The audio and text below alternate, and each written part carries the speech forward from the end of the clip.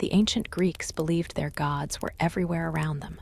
Unlike the gods of other civilizations, the Greek gods had very human personalities, complete with all the drama, jealousy, and adventure that comes with it. Tonight, I'm going to read about the gods of Greek mythology. Also, I'll be dimming the lights on the video soon so you can get some good sleep. So, feel free to. All right, here we go. Chapter 1. Zeus, King of the Gods. Zeus ruled from his throne on Mount Olympus as the king of all gods. He controlled the sky and thunder, hurling lightning bolts when angered. But Zeus was not always the ruler of the universe. His rise to power is one of the most dramatic stories in all of mythology. Long ago, Zeus's father Cronus ruled the world. Cronus had heard a terrible prophecy that one of his children would overthrow him, just as he had overthrown his own father. So every time his wife regave birth, Cronus would swallow the baby whole.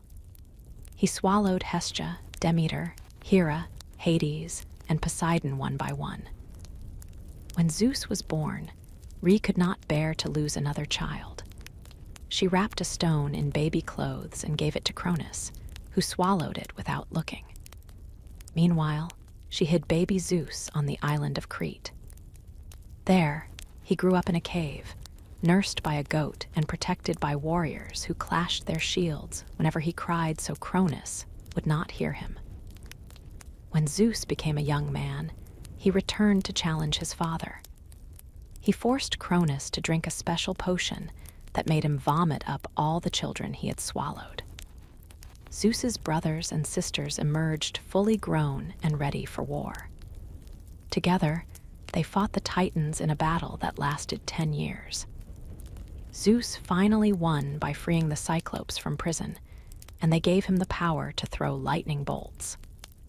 With this weapon, Zeus defeated Cronus and became the new ruler of the universe. But Zeus's adventures were just beginning. One day, he decided to test human kindness by disguising himself as a poor traveler. He wandered through the land of Lycaonia with his son Hermes, both dressed as beggars. They knocked on door after door, but everyone turned them away. Finally, they came to a tiny hut where an elderly couple named Baucis and Philemon lived. Despite having almost nothing, Baucis and Philemon welcomed the strangers warmly. They offered their best food and wine, not knowing they were entertaining gods. As they ate, something magical happened. No matter how much wine they poured, the jug never emptied. The old couple realized their guests were divine. Zeus revealed his true identity and told them to climb the nearby mountain with him. From the peak, they watched as a great flood covered the valley below, punishing all the cruel people who had turned away the disguised gods. Only the little hut of Baucis and Philemon remained, transformed into a beautiful temple. Zeus offered to grant the kind couple any wish. They asked only to serve as priests in the temple and to die at the same time so neither would have to live without the other. Years later, when they were very old, Zeus granted their wish. As they stood together by the temple, they slowly transformed into 2 trees whose branches intertwined forever. Zeus also had many adventures involving his famous temper. Once, he became furious with humans because Prometheus had stolen fire from the gods and given it to people. Zeus decided to punish humanity by creating the first woman, Pandora. He had each god give her a special gift, making her beautiful and clever, but also curious. Zeus sent Pandora to Earth with a mysterious box and strict instructions never to open it. But her curiosity was too strong. When she finally opened the box, all the evils of the world flew out: disease, war, hatred, and sorrow. Pandora tried to close the box quickly, but it was too late. Only one thing remained inside: hope, which would help humans endure all the troubles that had been released. Another time, Zeus fell in love with Europa, a beautiful princess.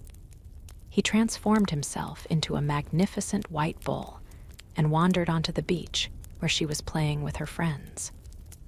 Europa was enchanted by the gentle bull and climbed onto its back. Suddenly, Zeus dove into the sea and swam away with her to the island of Crete, where he revealed his true form and made her a queen. The continent of Europe was named after her. Zeus's power was absolute, but he was not perfect. His jealousy and anger often caused problems for both gods and humans. Yet he was also capable of great justice and mercy, protecting the innocent and punishing the wicked. As the king of the gods, Zeus shaped the fate of the ancient world with every decision he made from his throne among the clouds. Chapter 2. Poseidon, Lord of the Seas. Poseidon commanded all the waters of the world from his underwater palace. As brother to Zeus, he was one of the three most powerful gods in the universe. With his mighty trident, he could create earthquakes, summon tsunamis, and calm the roughest storms.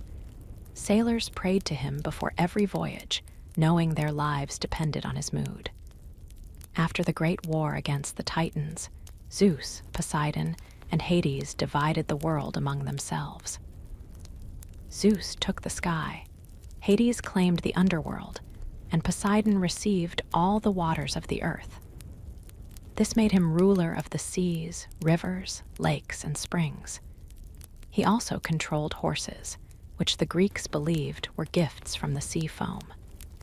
Poseidon's most famous adventure began with a competition against Athena for the city that would later be called Athens.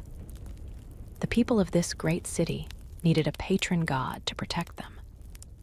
Both Poseidon and Athena wanted this honor, so they agreed to compete by offering gifts to the citizens. Poseidon went first. He struck his trident against the rock of the Acropolis, and a spring of water burst forth. The people gathered excitedly, but when they tasted the water, they discovered it was salty like the sea. While impressive, salt water could not help them in their daily lives. Then Athena took her turn.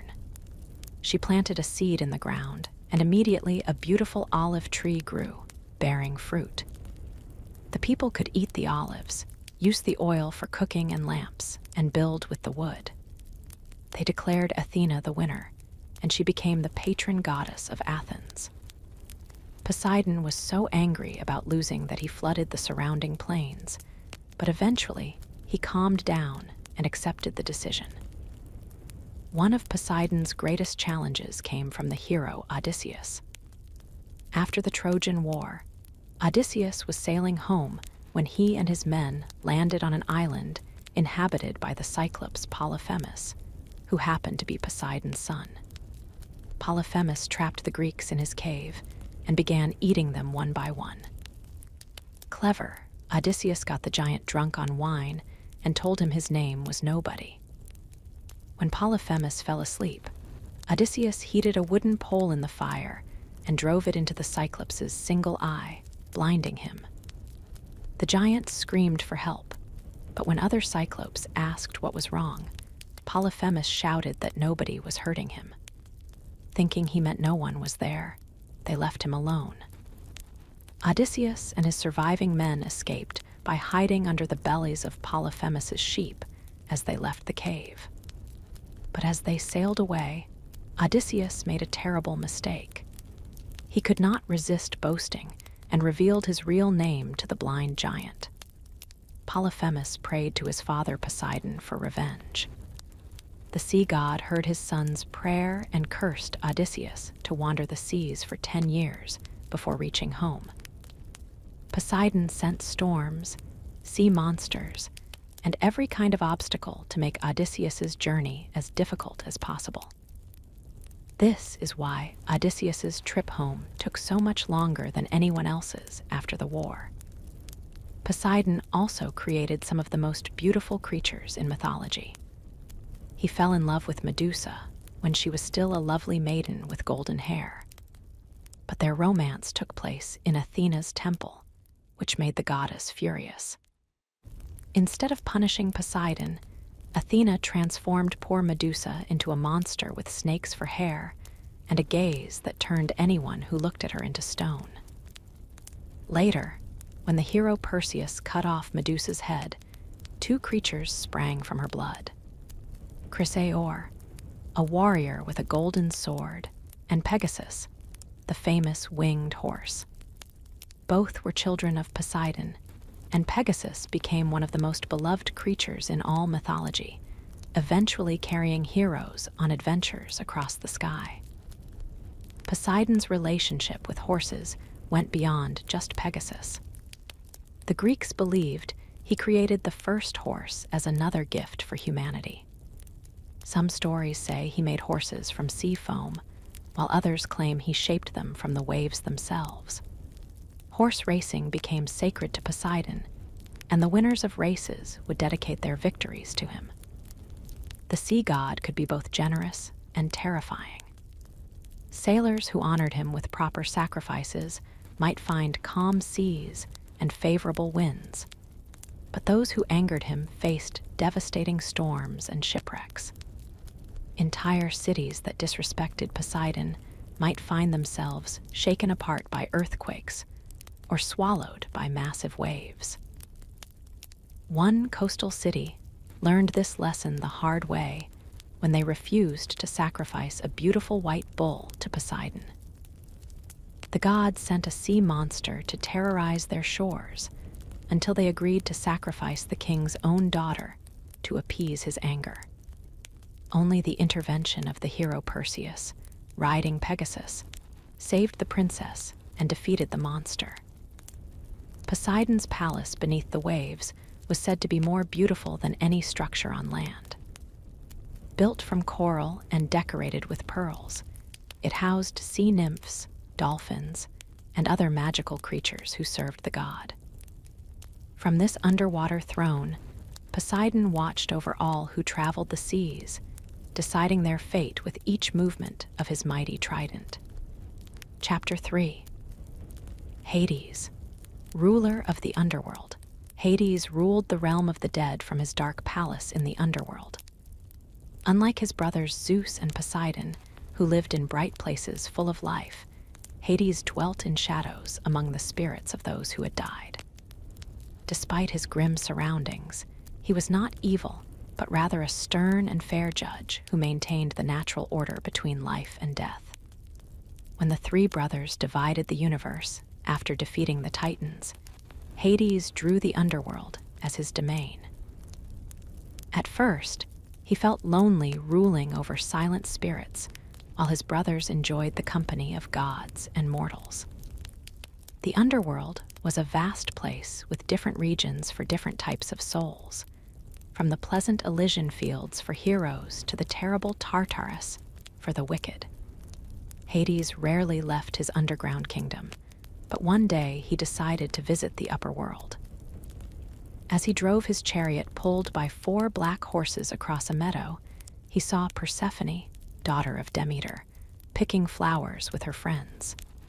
She was the most beautiful maiden he had ever seen, with golden hair that shone like sunlight and a laugh like music. Instantly, Hades fell deeply in love. But he knew Demeter would never willingly let her daughter marry the Lord of the Dead and live in darkness forever. So Hades decided to take action. He caused the earth to split open right where Persephone was reaching for a particularly beautiful flower. Before she could scream, he swept her up into his chariot and carried her down into the underworld. Demeter searched everywhere for her missing daughter. As the goddess of the harvest, her grief was so great that she neglected her duties. Crops withered, trees dropped their leaves, and nothing would grow. The world was dying because Demeter could think of nothing but finding Persephone. Finally, the sun god Helios, who sees everything from his journey across the sky, told Demeter what had happened. Furious, she demanded that Zeus force Hades to return Persephone. But Zeus was reluctant to anger his brother Hades, especially since technically Hades had not broken any laws. Meanwhile, in the underworld, Hades was trying to win Persephone's love. He showed her the wonders of his realm. Rivers of silver, caverns filled with precious gems, and gardens where flowers bloomed in eternal twilight. He gave her a crown of diamonds and offered to make her queen of the underworld. But Persephone remained sad, missing the sunlight and her mother. As the earth above grew colder and more barren, Zeus realized he had to act. He sent Hermes, the messenger god, to the underworld with orders for Hades to release Persephone. Hades agreed, but just as Persephone was about to leave, he offered her some pomegranate seeds as a farewell gift. Persephone, who had refused to eat anything during her time in the underworld, was so relieved to be going home that she ate the seeds without thinking. This was a mistake, because anyone who ate food in the underworld was bound to stay there forever. When Hermes discovered what had happened, he had to negotiate a compromise. Since Persephone had eaten 6 seeds, she would have to spend 6 months of each year in the underworld as Hades' queen. The other 6 months, she could return to her mother and the upper world. This arrangement explained the changing seasons to the ancient Greeks. When Persephone was with Hades, Demeter graved and winter came to the world. When her daughter returned each spring, Demeter's joy brought new life to the earth. Flowers bloomed and crops grew again. Over time, Persephone grew to love Hades, and he proved to be a devoted husband.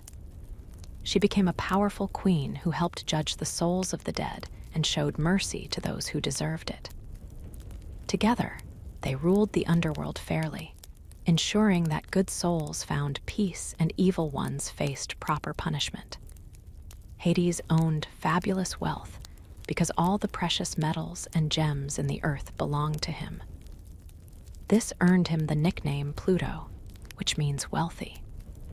Despite his riches, he was generally fair in his dealings with mortals.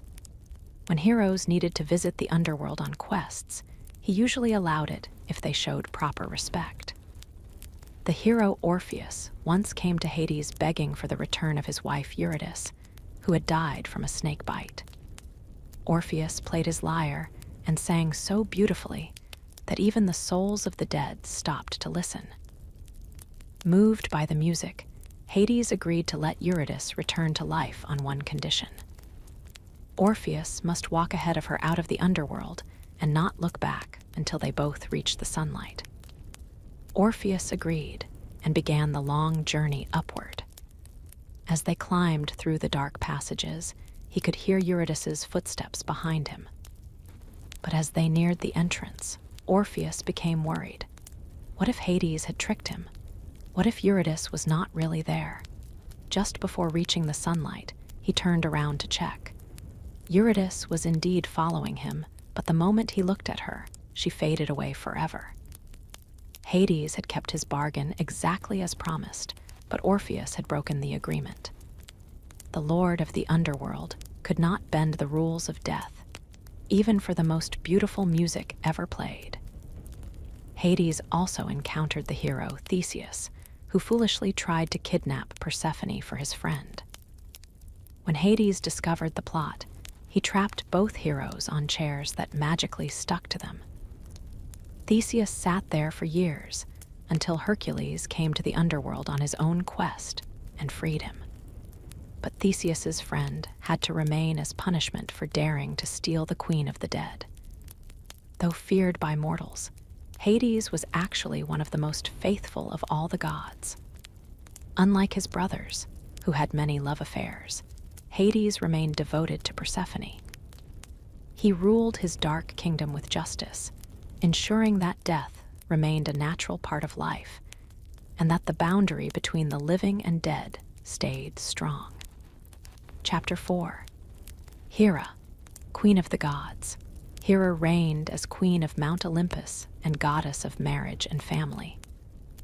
As Zeus's wife, she held tremendous power among the gods, but her position came with constant heartache. Zeus was notorious for his many love affairs with both goddesses and mortal women, and Hera's jealousy became legendary throughout the ancient world. Before becoming Zeus's wife, Hera was already a powerful goddess in her own right. She ruled over marriage, childbirth, and family life. Women prayed to her for protection during pregnancy and for happy marriages. But her own marriage to Zeus was far from peaceful, filled with arguments, revenge, and dramatic confrontations that shook Mount Olympus. Zeus first fell in love with Hera when they were both young, but she rejected his advances repeatedly, having heard about his reputation with other women. Determined to win her, Zeus transformed himself into a bedraggled cuckoo bird during a thunderstorm. When Hera found the poor creature shivering in the rain, her kind heart moved her to hold it against her chest to warm it. Suddenly, Zeus revealed his true form and embraced her. Though Hera was angry at the trick, she eventually agreed to marry him. Their wedding was the most magnificent celebration ever held, with all the gods bringing gifts and the earth itself blooming with new flowers in honor of the divine couple. But Zeus could not remain faithful. His affairs with other women drove Hera into terrible fits of rage. Since she could not directly punish Zeus without starting a war among the gods, she usually took revenge on his lovers and their children instead. Her persecution of Zeus's mistresses became one of the most repeated themes in Greek mythology. When Zeus fell in love with Io, a priestess of Hera, the queen goddess discovered the affair.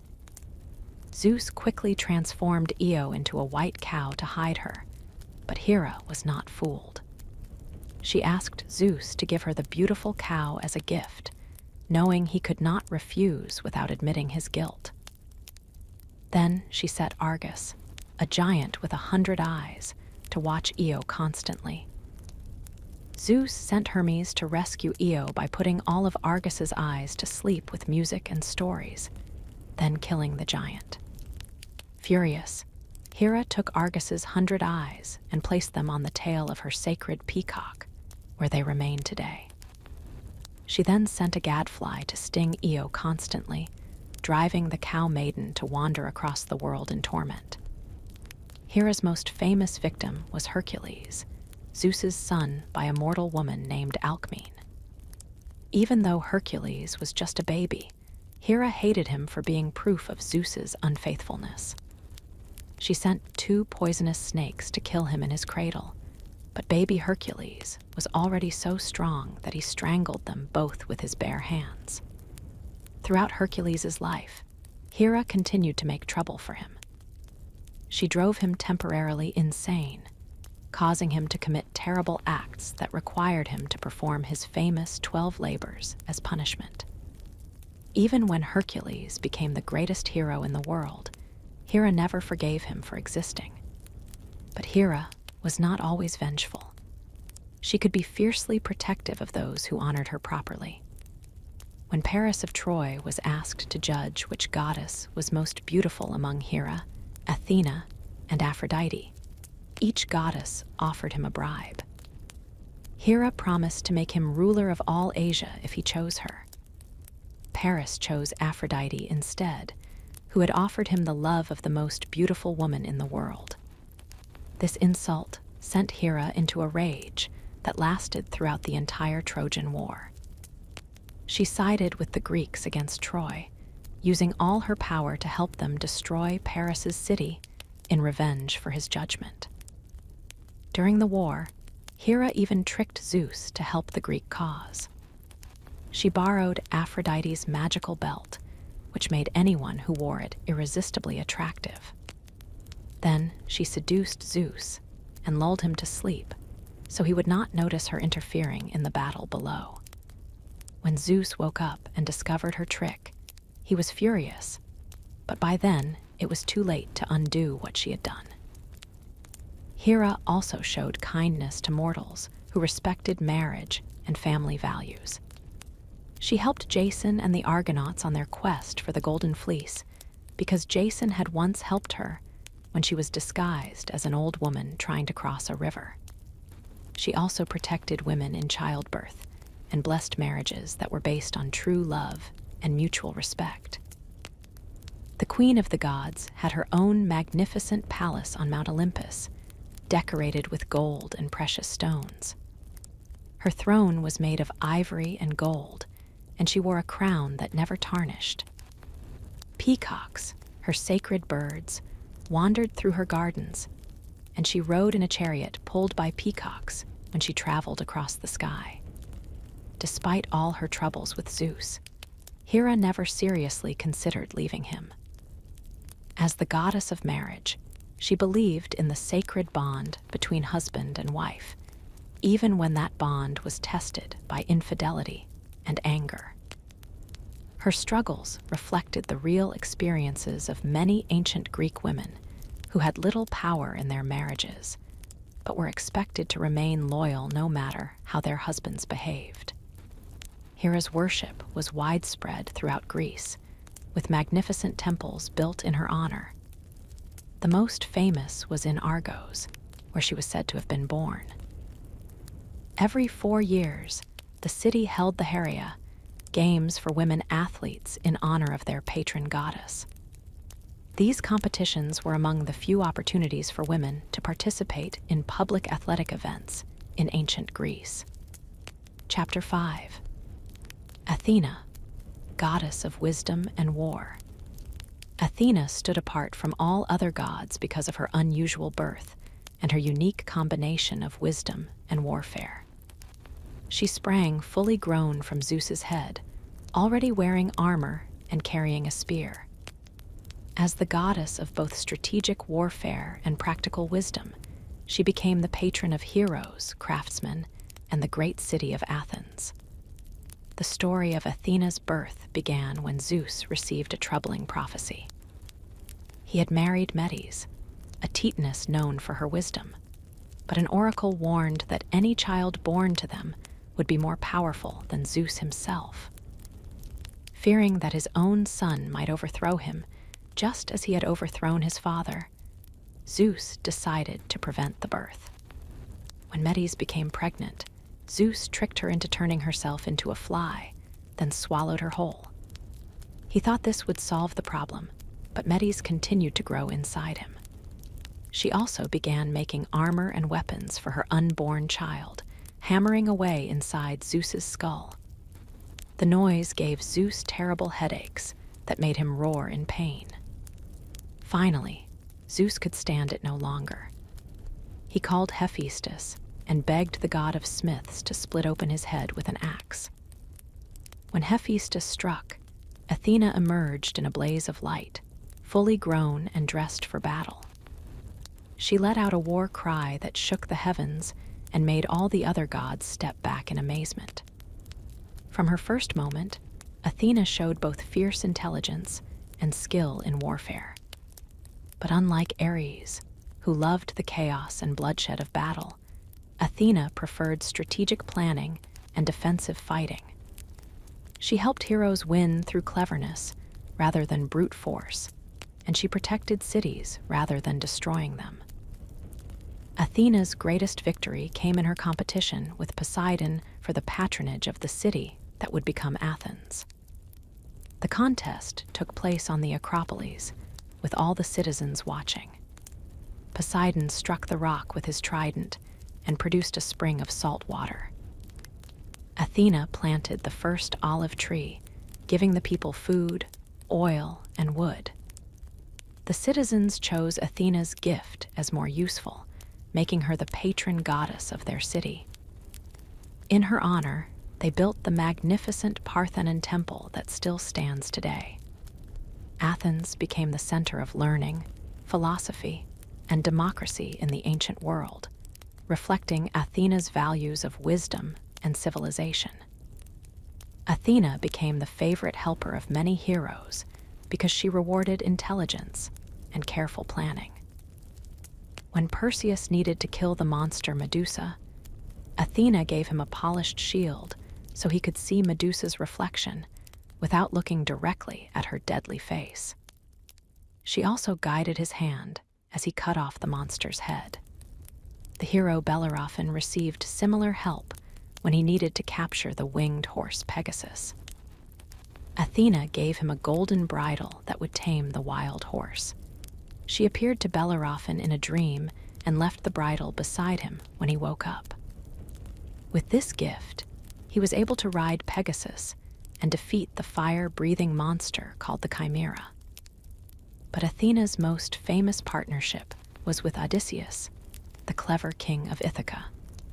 She admired his quick thinking and strategic mind, often appearing to him during his long journey home from the Trojan War.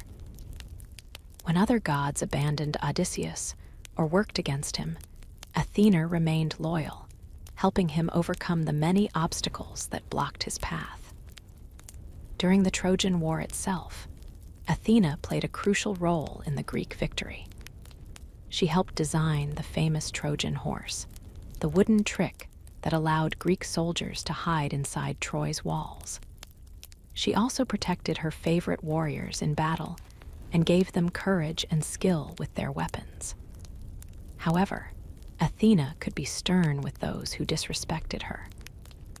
When the weaver Arachne boasted that her skills surpassed those of the goddess, Athena challenged her to a contest. Both created magnificent tapestries, but Arachne's work depicted the gods behaving badly, which angered Athena. She destroyed the tapestry and transformed Arachne into the first spider, doomed to weave forever. Another time, the young hunter Actaeon accidentally saw Athena bathing. Furious at being seen without her armor and helmet, she splashed water on him and turned him into a stag. His own hunting dogs then chased and killed him, not recognizing their transformed master. Athena invented many useful things that improved human life. She created the first ship, showing humans how to build vessels that could sail across the seas. She invented the plow, making farming easier and more productive. She also taught people how to tame horses and how to make pottery, weaving, and other crafts that became essential to civilization. The goddess also invented the flute, but she threw it away when she saw how her cheeks puffed out when she played it, thinking it made her look undignified. The satyr Marsyas found the discarded flute and became so skilled at playing it that he challenged Apollo to a musical contest, with tragic results for himself. Athena never married or had children, preferring to remain independent and focused on her duties as a goddess. She was one of the 3 virgin goddesses, along with Artemis and Hestia, who rejected marriage to concentrate on their divine responsibilities. This independence made her a unique figure among the gods, representing female power that did not depend on relationships with male deities. Warriors throughout Greece prayed to Athena for protection in battle, but especially those who fought to defend their homes and families. Her image appeared on shields and armor, and many cities besides Athens claimed her as their protector. Owls, her sacred birds, were considered symbols of wisdom and good fortune.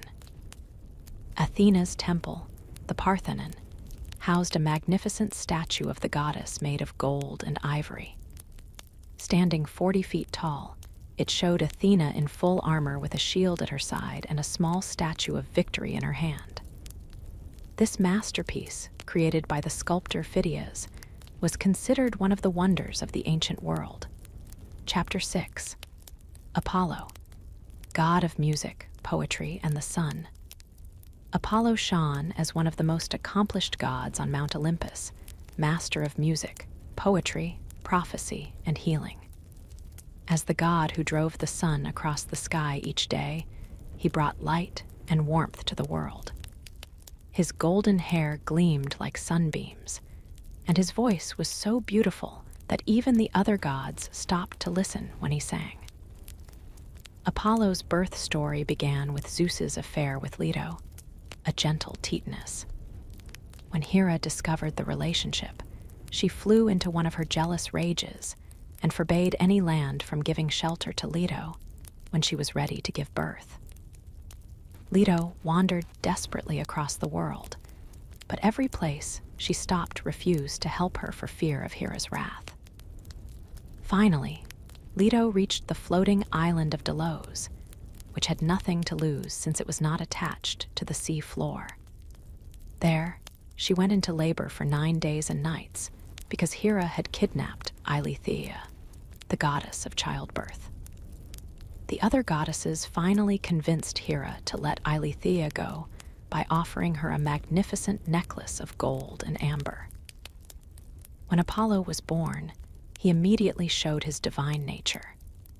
Instead of crying like a normal baby, he announced that he would master the lyre and the bow, and that he would reveal Zeus's will to humans through prophecy. His first act was to search for a place to build his oracle, where people could come to learn about the future. Apollo found the perfect spot at Delphi, but it was guarded by Python, an enormous serpent that had been terrorizing the area for years. Though he was still very young, Apollo took up his silver bow and shot arrow after arrow until he killed the mighty snake. In honor of his victory, he established the Pythian Games, athletic competitions held every 4 years that were second only to the Olympics in importance. At Delphi, Apollo built his most famous temple and established his oracle. The priestess, called the Pythia, would breathe in sweet-smelling vapors that rose from cracks in the earth, and then deliver prophecies in Apollo's name.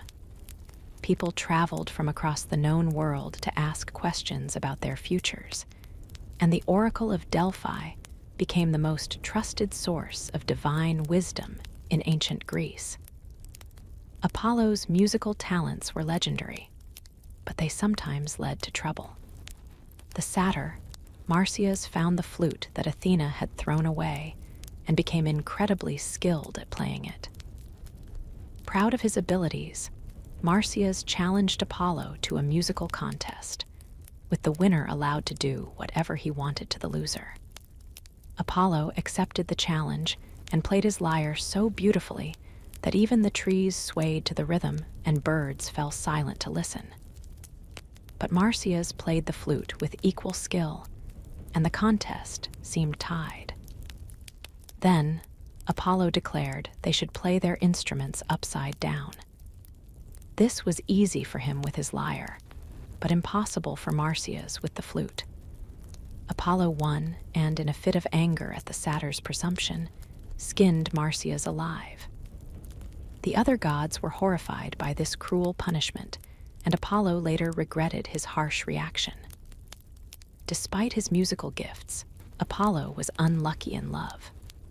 He fell deeply in love with Daphne, a beautiful nymph who loved to hunt in the forest and had no interest in romance. The more Apollo pursued her, the faster she ran away. Finally, when he cornered her by a river, she prayed to her father, the river god, for help. Just as Apollo reached out to embrace her, Daphne transformed into a laurel tree. Heartbroken, Apollo declared the laurel sacred to him. He wore laurel wreaths on his head, and victors in athletic competitions and poetry contests were crowned with laurel leaves in his honor. The phrase, "resting on your laurels," comes from this ancient tradition of honoring achievement with Apollo's sacred tree. Apollo had better luck with Coronis, a beautiful mortal woman who became pregnant with his child.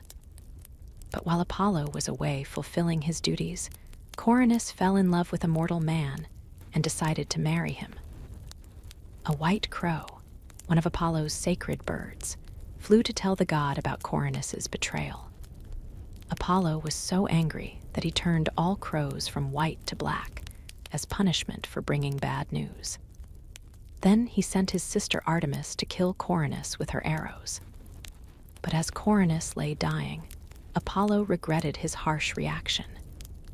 He saved their unborn child by cutting him from her womb, and this child became Asclepius, the god of medicine and healing. Apollo raised Asclepius, and taught him everything about healing herbs and medical treatments.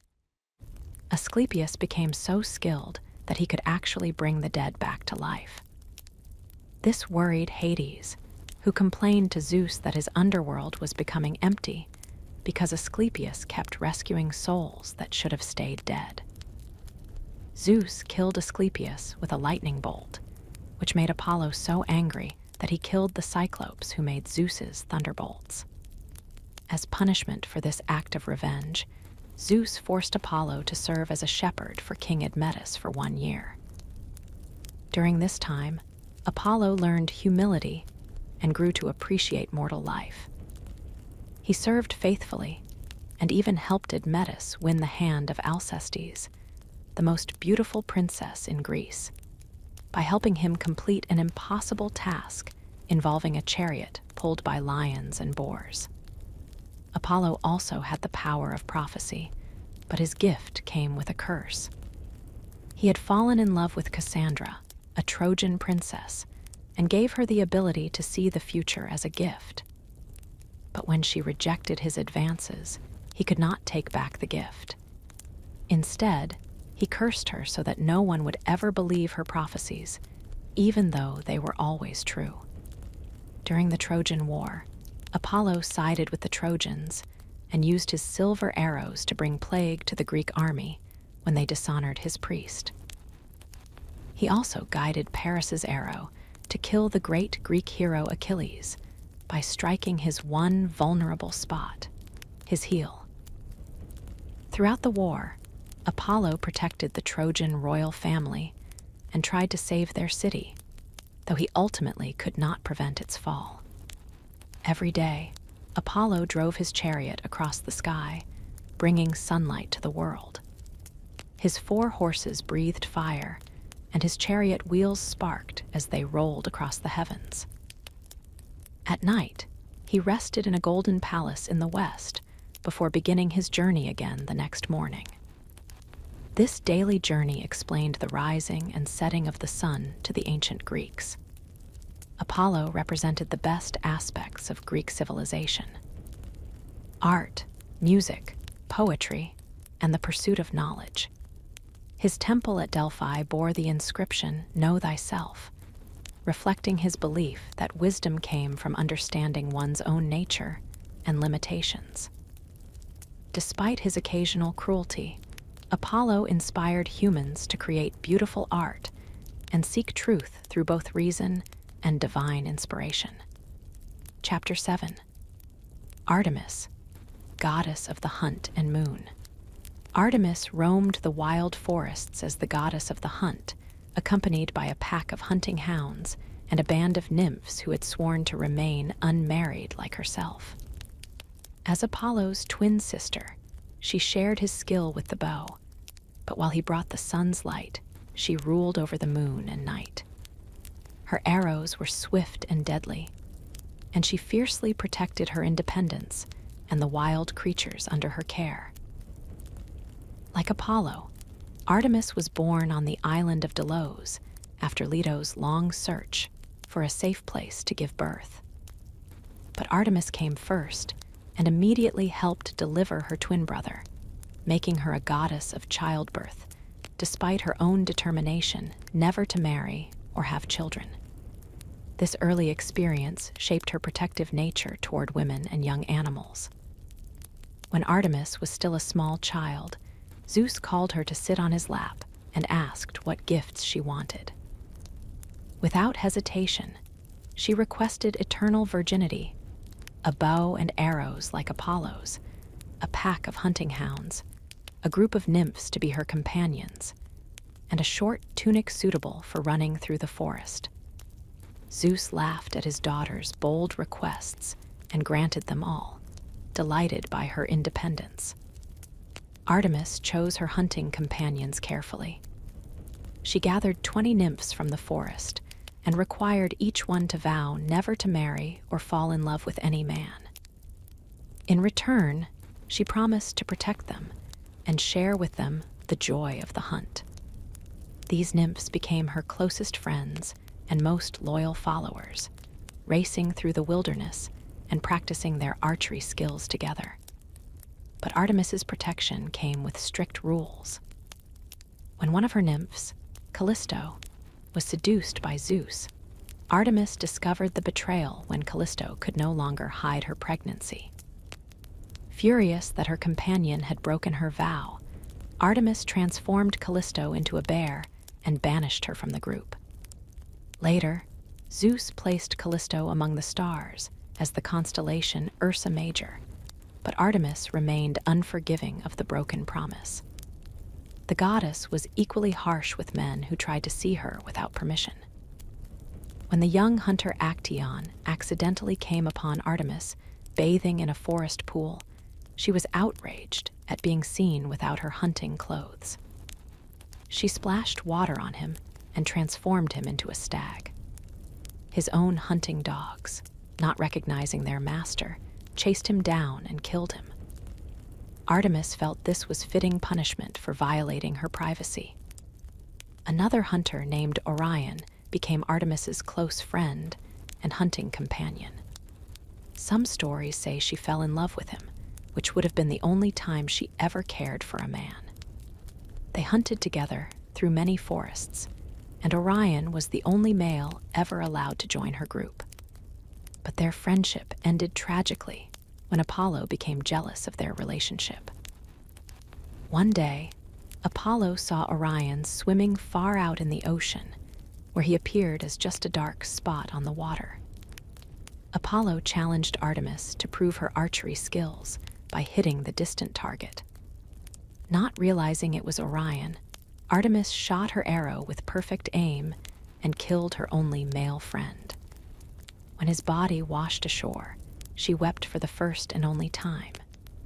She placed Orion among the stars as a constellation, where he hunts eternally across the night sky. Artemis also protected women who honored her properly. When Iphigenia's father Agamemnon boasted that he was a better hunter than the goddess herself, Artemis stopped the winds so the Greek ships could not sail to Troy. She demanded that Agamemnon sacrifice his daughter Iphigenia to appease her anger. But at the last moment, Artemis felt pity for the innocent girl and replaced her with a deer on the altar, carrying Iphigenia away to serve as her priestess. The people of Hyperborea, a mythical land beyond the north wind, worshipped Artemis above all other gods. They sent sacred offerings to her temple at Delos every year, and she spent part of each winter among them, enjoying their pure devotion to her. During these visits, she laid aside her bow and danced with the happy people who lived in perpetual peace. Artemis had power over all wild animals, but deer were especially sacred to her. 4 golden-horned deer pulled her silver chariot across the night sky, and white deer often appeared to guide lost travelers to safety.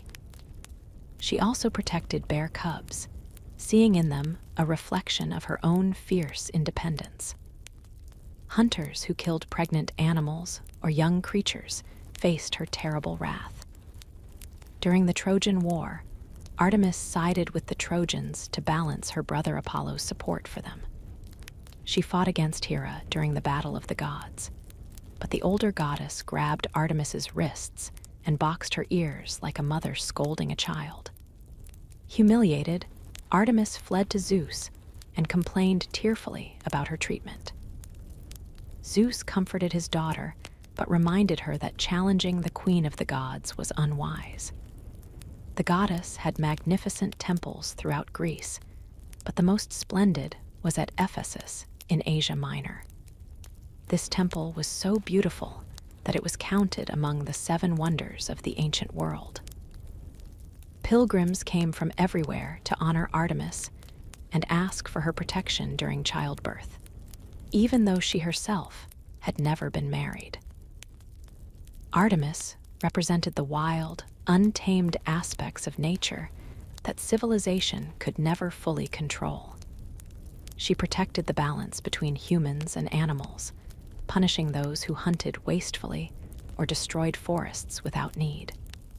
Her followers understood that nature deserved respect, and that taking from the wild required gratitude and restraint. Women especially looked to Artemis as an example of female independence and strength. In a world where most women had little choice about marriage and family, Artemis showed that a different path was possible. She proved that women could be powerful, skilled, and complete without depending on men for their identity or happiness. The moon was Artemis's special domain, and she drove her silver chariot across the night sky just as Apollo drove the sun during the day. Wolves howled to greet her, and deer stepped delicately through moonlit clearings where she had passed. Night hunters prayed to her for keen eyesight and steady hands, while women in labor called on her for safe delivery. Chapter 8. Aphrodite, Goddess of Love and Beauty. Aphrodite ruled over love, beauty, and passion with power so great that no god or mortal could resist her influence. Born from sea foam, she emerged from the waves as the most beautiful being ever created, causing flowers to bloom wherever she stepped and making even the roughest hearts soften with love. Her very presence could start wars or end them, depending on her mood. Two different stories tell of Aphrodite's birth, both equally magical. In the first version, she sprang from the foam of the sea near the island of Cyprus after Cronus threw his father's severed parts into the ocean. The waves carried her to shore on a giant seashell, with roses blooming around her feet as she stepped onto the sand. In the second story, she was the daughter of Zeus and Dione, but even then her connection to the sea remained strong. When Aphrodite first arrived on Mount Olympus, all the male gods immediately fell in love with her. To prevent fighting among them, Zeus quickly arranged her marriage to Hephaestus, the god of smiths and forges. This seemed like a practical solution, since Hephaestus was so absorbed in his work that he might not notice if his beautiful wife was not completely faithful.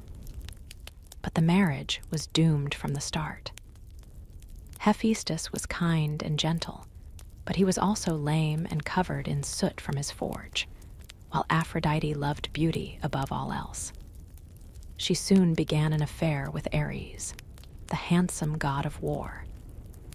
Their relationship was passionate and stormy, representing the connection between love and conflict that appeared throughout Greek mythology. Helios, the sun god who saw everything during his daily journey across the sky, eventually told Hephaestus about his wife's affair. The betrayed husband used his skills as a craftsman to create an invisible net of bronze so fine that it could not be seen but was stronger than chains. He placed this net over his bed and pretended to leave for a trip. When Ares and Aphrodite met secretly, they were caught in the invisible net and could not escape. Hephaestus called all the other gods to witness his wife's infidelity. The male gods laughed at the sight, though the goddesses stayed away out of embarrassment. Poseidon eventually convinced Hephaestus to release the trapped lovers, but the humiliation damaged Aphrodite's pride and made her more vindictive toward those who crossed her. Aphrodite's children reflected different aspects of love. With Ares, she had Eros, the mischievous god of romantic love who shot arrows that made people fall in love instantly. She also had Anteros, who represented love returned, and Deimos and Phobos, who were fear and panic in battle. With other lovers, she had children who became famous for their beauty or their tragic love stories. The goddess could be generous to those who honored love properly, but cruel to those who rejected it. When the women of Lemnos stopped worshiping her, Aphrodite cursed them with a terrible smell that drove their husbands away. The abandoned women then killed all the men on their island and lived alone until Jason and the Argonauts arrived and fell in love with them. Aphrodite also punished Hippolytus, a young prince who preferred hunting to romance, and refused to honor her. She made his stepmother Phaedra fall desperately in love with him, leading to a tragic series of events that ended with both Phaedra and Hippolytus dead. The goddess felt that anyone who completely rejected love was unnatural and deserved punishment. But Aphrodite could also reward true love beautifully. When Pygmalion, a sculptor, carved a statue of a woman so perfect that he fell in love with his own creation, Aphrodite took pity on him. She brought the statue to life as Galatea, and the couple lived happily together. This story showed that love could transform even stone into something living and beautiful. The most famous judgment involving Aphrodite happened at the wedding of Thetis and Peleus. Eris, the goddess of discord, threw a golden apple marked for the fairest among the guests, and 3 goddesses claimed it: Hera, Athena, and Aphrodite. They asked Paris, a handsome Trojan prince, to decide which of them deserved the apple. Each goddess offered Paris a bribe. Hera promised him power over all of Asia, Athena offered wisdom and victory in battle, but Aphrodite promised him the love of the most beautiful woman in the world. Paris chose Aphrodite, giving her the golden apple and starting a chain of events that would lead to the Trojan War. Aphrodite kept her promise by helping Paris kidnap Helen, the most beautiful woman alive, from her husband Menelaus of Sparta. This abduction sparked the 10-year war between Greece and Troy. Throughout the conflict, Aphrodite protected Paris and the other Trojans, even entering battle herself to save her son Aeneas when he was wounded by the Greek hero Diomedes. During one battle, Diomedes actually wounded Aphrodite herself, making her cry out in pain and flee to Mount Olympus. Zeus scolded her for involving herself in warfare, telling her to stick to matters of love and leave fighting to Ares and Athena. This incident showed that, despite her great power over hearts, Aphrodite was not invincible in physical combat. The goddess had many mortal lovers besides Paris. She fell in love with Adonis, a beautiful young hunter, but had to share him with Persephone, who also loved him. They agreed that Adonis would spend part of each year with each goddess. Tragically, Adonis was killed by a wild boar while hunting, and Aphrodite's tears mixed with his blood to create the first red roses. Aphrodite also loved Anchises, a Trojan prince, and their son Aeneas became one of the greatest heroes of Troy. After the war ended, she protected Aeneas during his long journey to Italy, where his descendants would found the city of Rome. Through this connection, Aphrodite became important to Roman mythology as Venus, the mother of their people.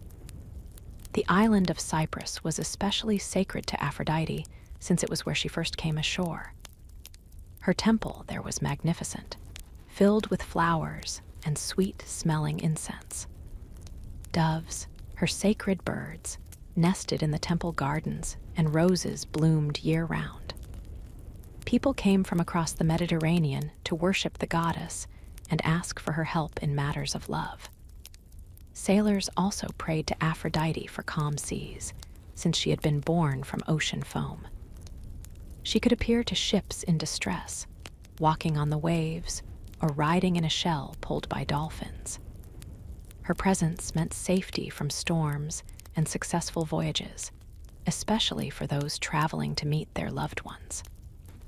Aphrodite owned a magical belt that made anyone who wore it irresistibly attractive. Hera once borrowed this belt to seduce Zeus and distract him from the Trojan War. The belt represented Aphrodite's power to make even the most unlikely romances possible, and to kindle passion in hearts that seemed immune to love. Despite her many affairs, Aphrodite represented the positive aspects of love and attraction that make life beautiful.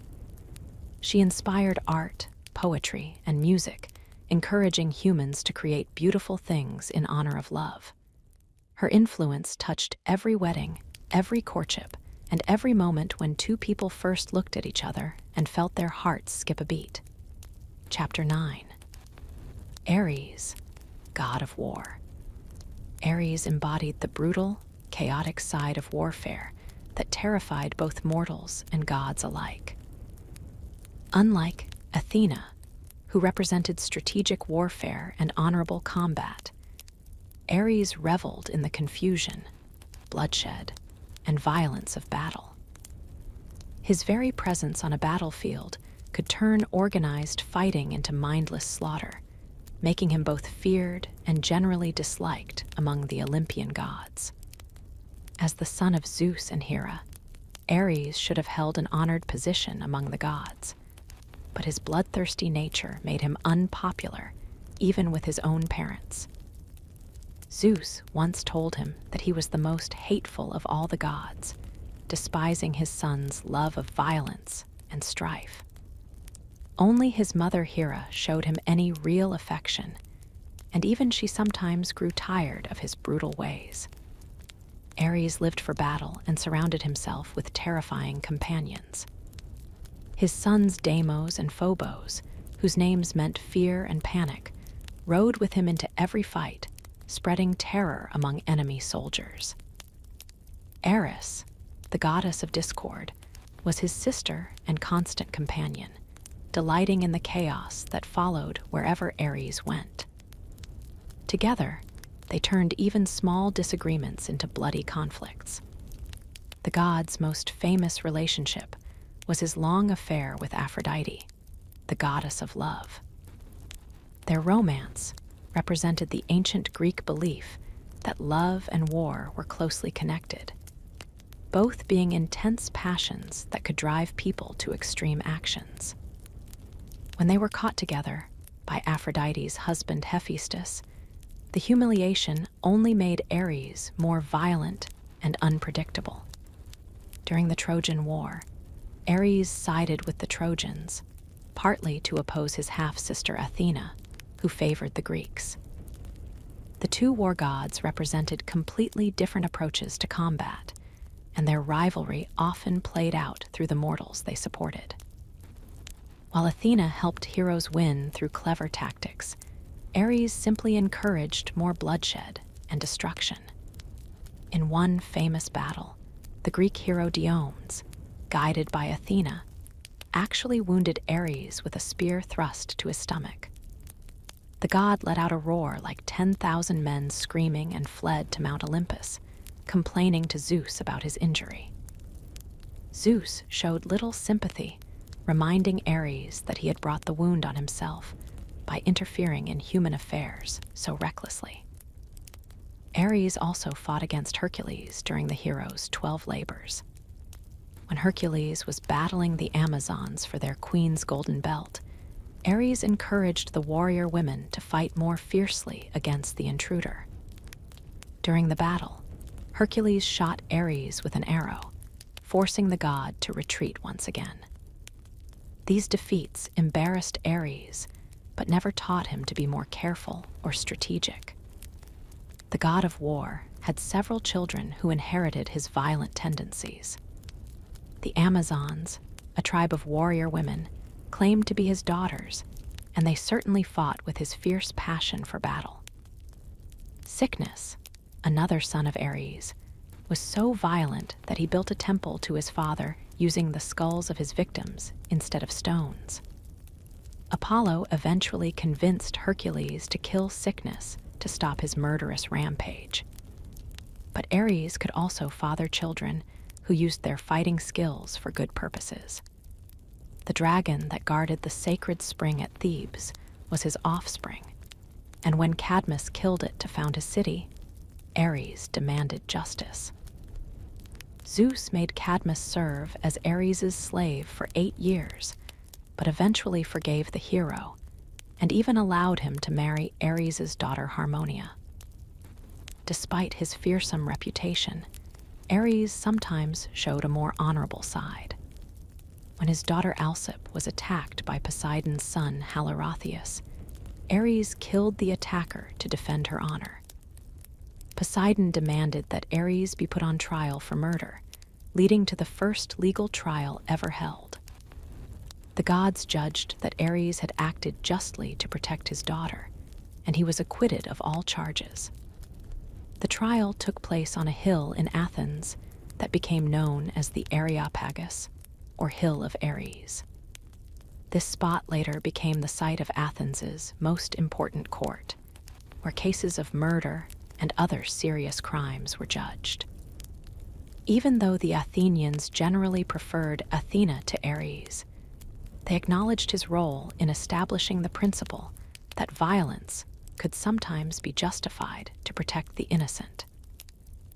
Ares owned magnificent armor that made him nearly invincible in battle.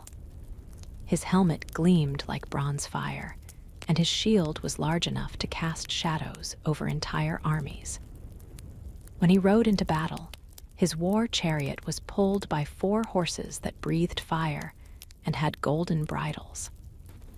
The sound of his chariot wheels rolling across the sky was said to be the source of thunder during storms. The god's favorite weapon was his spear, which never missed its target and could pierce any armor. He also carried a sword that could cut through the strongest shields and a bow that shot arrows of pure flame.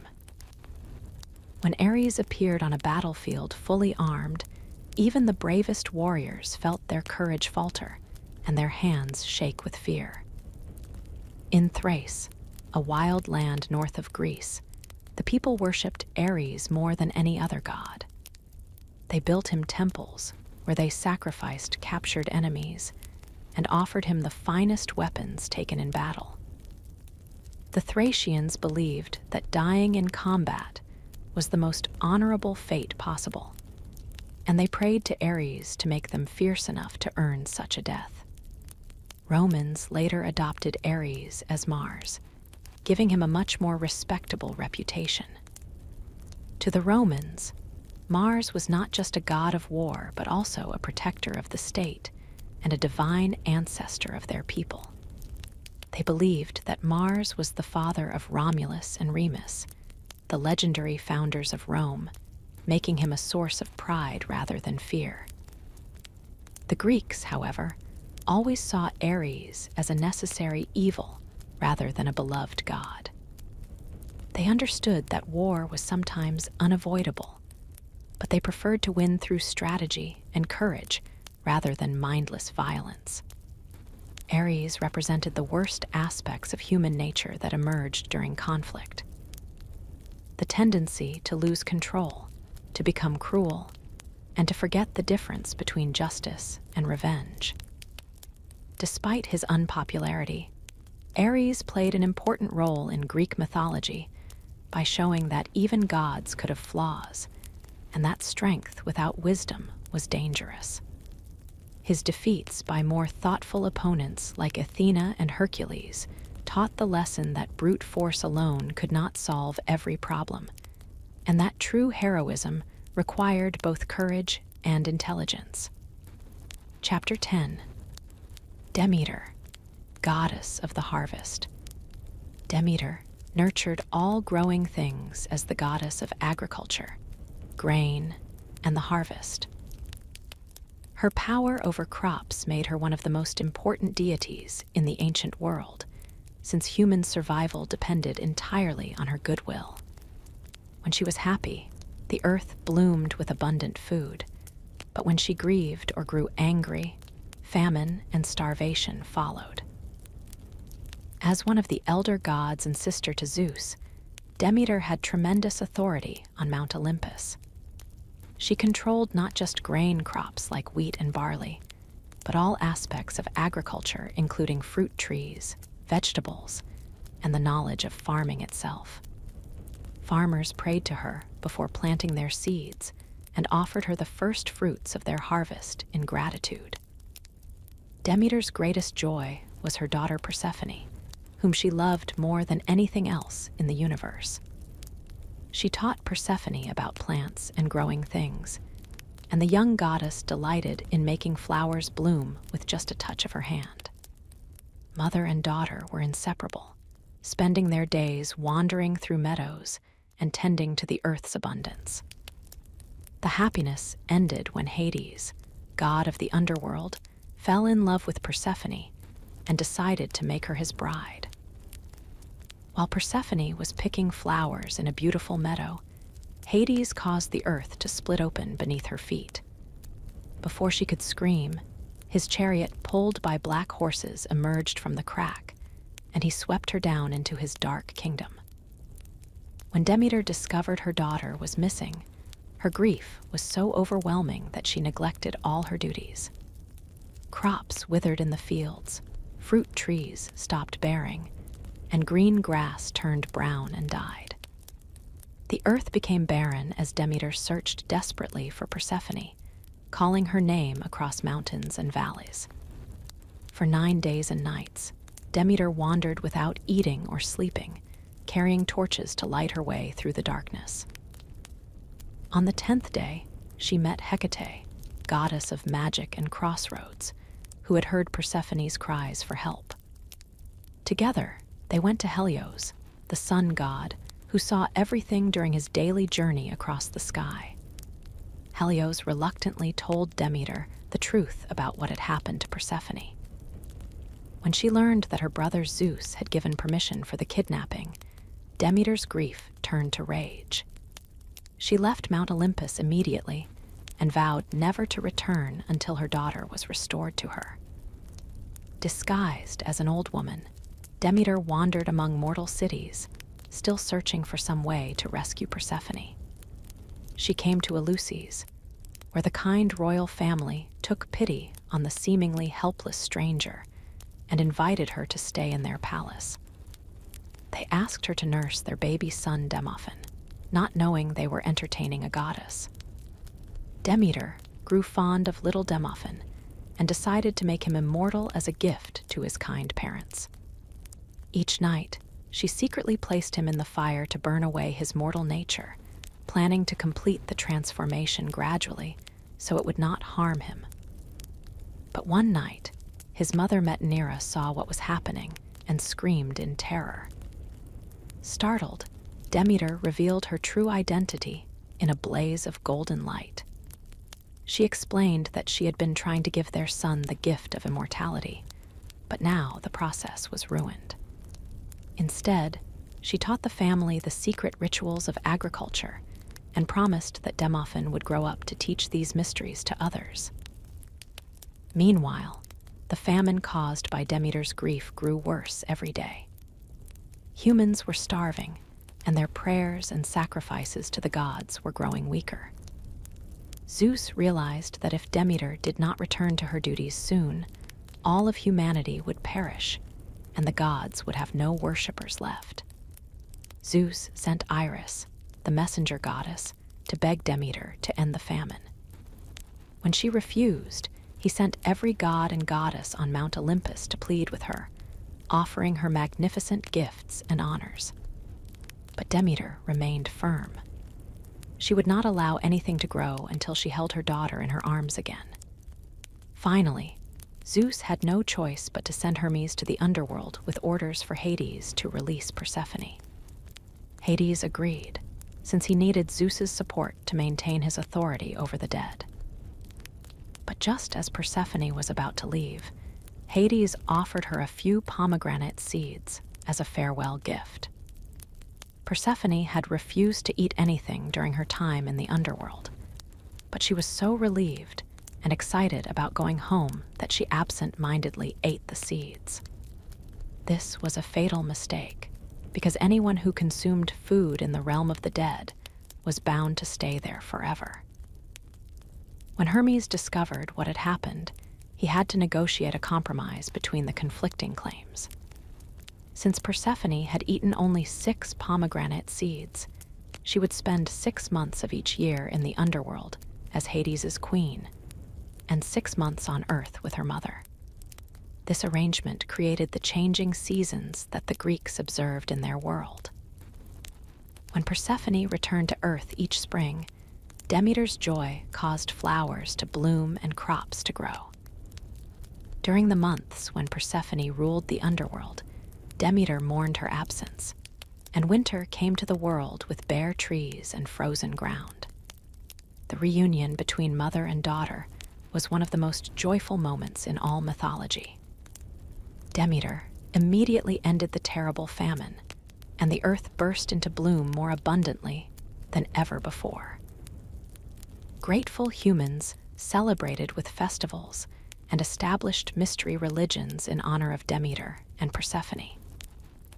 At Eleusis, where Demeter had stayed during her search, the people built a magnificent temple in her honor. The Eleusinian mysteries became the most sacred religious ceremonies in ancient Greece, promising initiates a blessed afterlife through secret rituals that reenacted Demeter's search for her daughter and their eventual reunion. Demeter also rewarded mortals who showed her kindness or respect.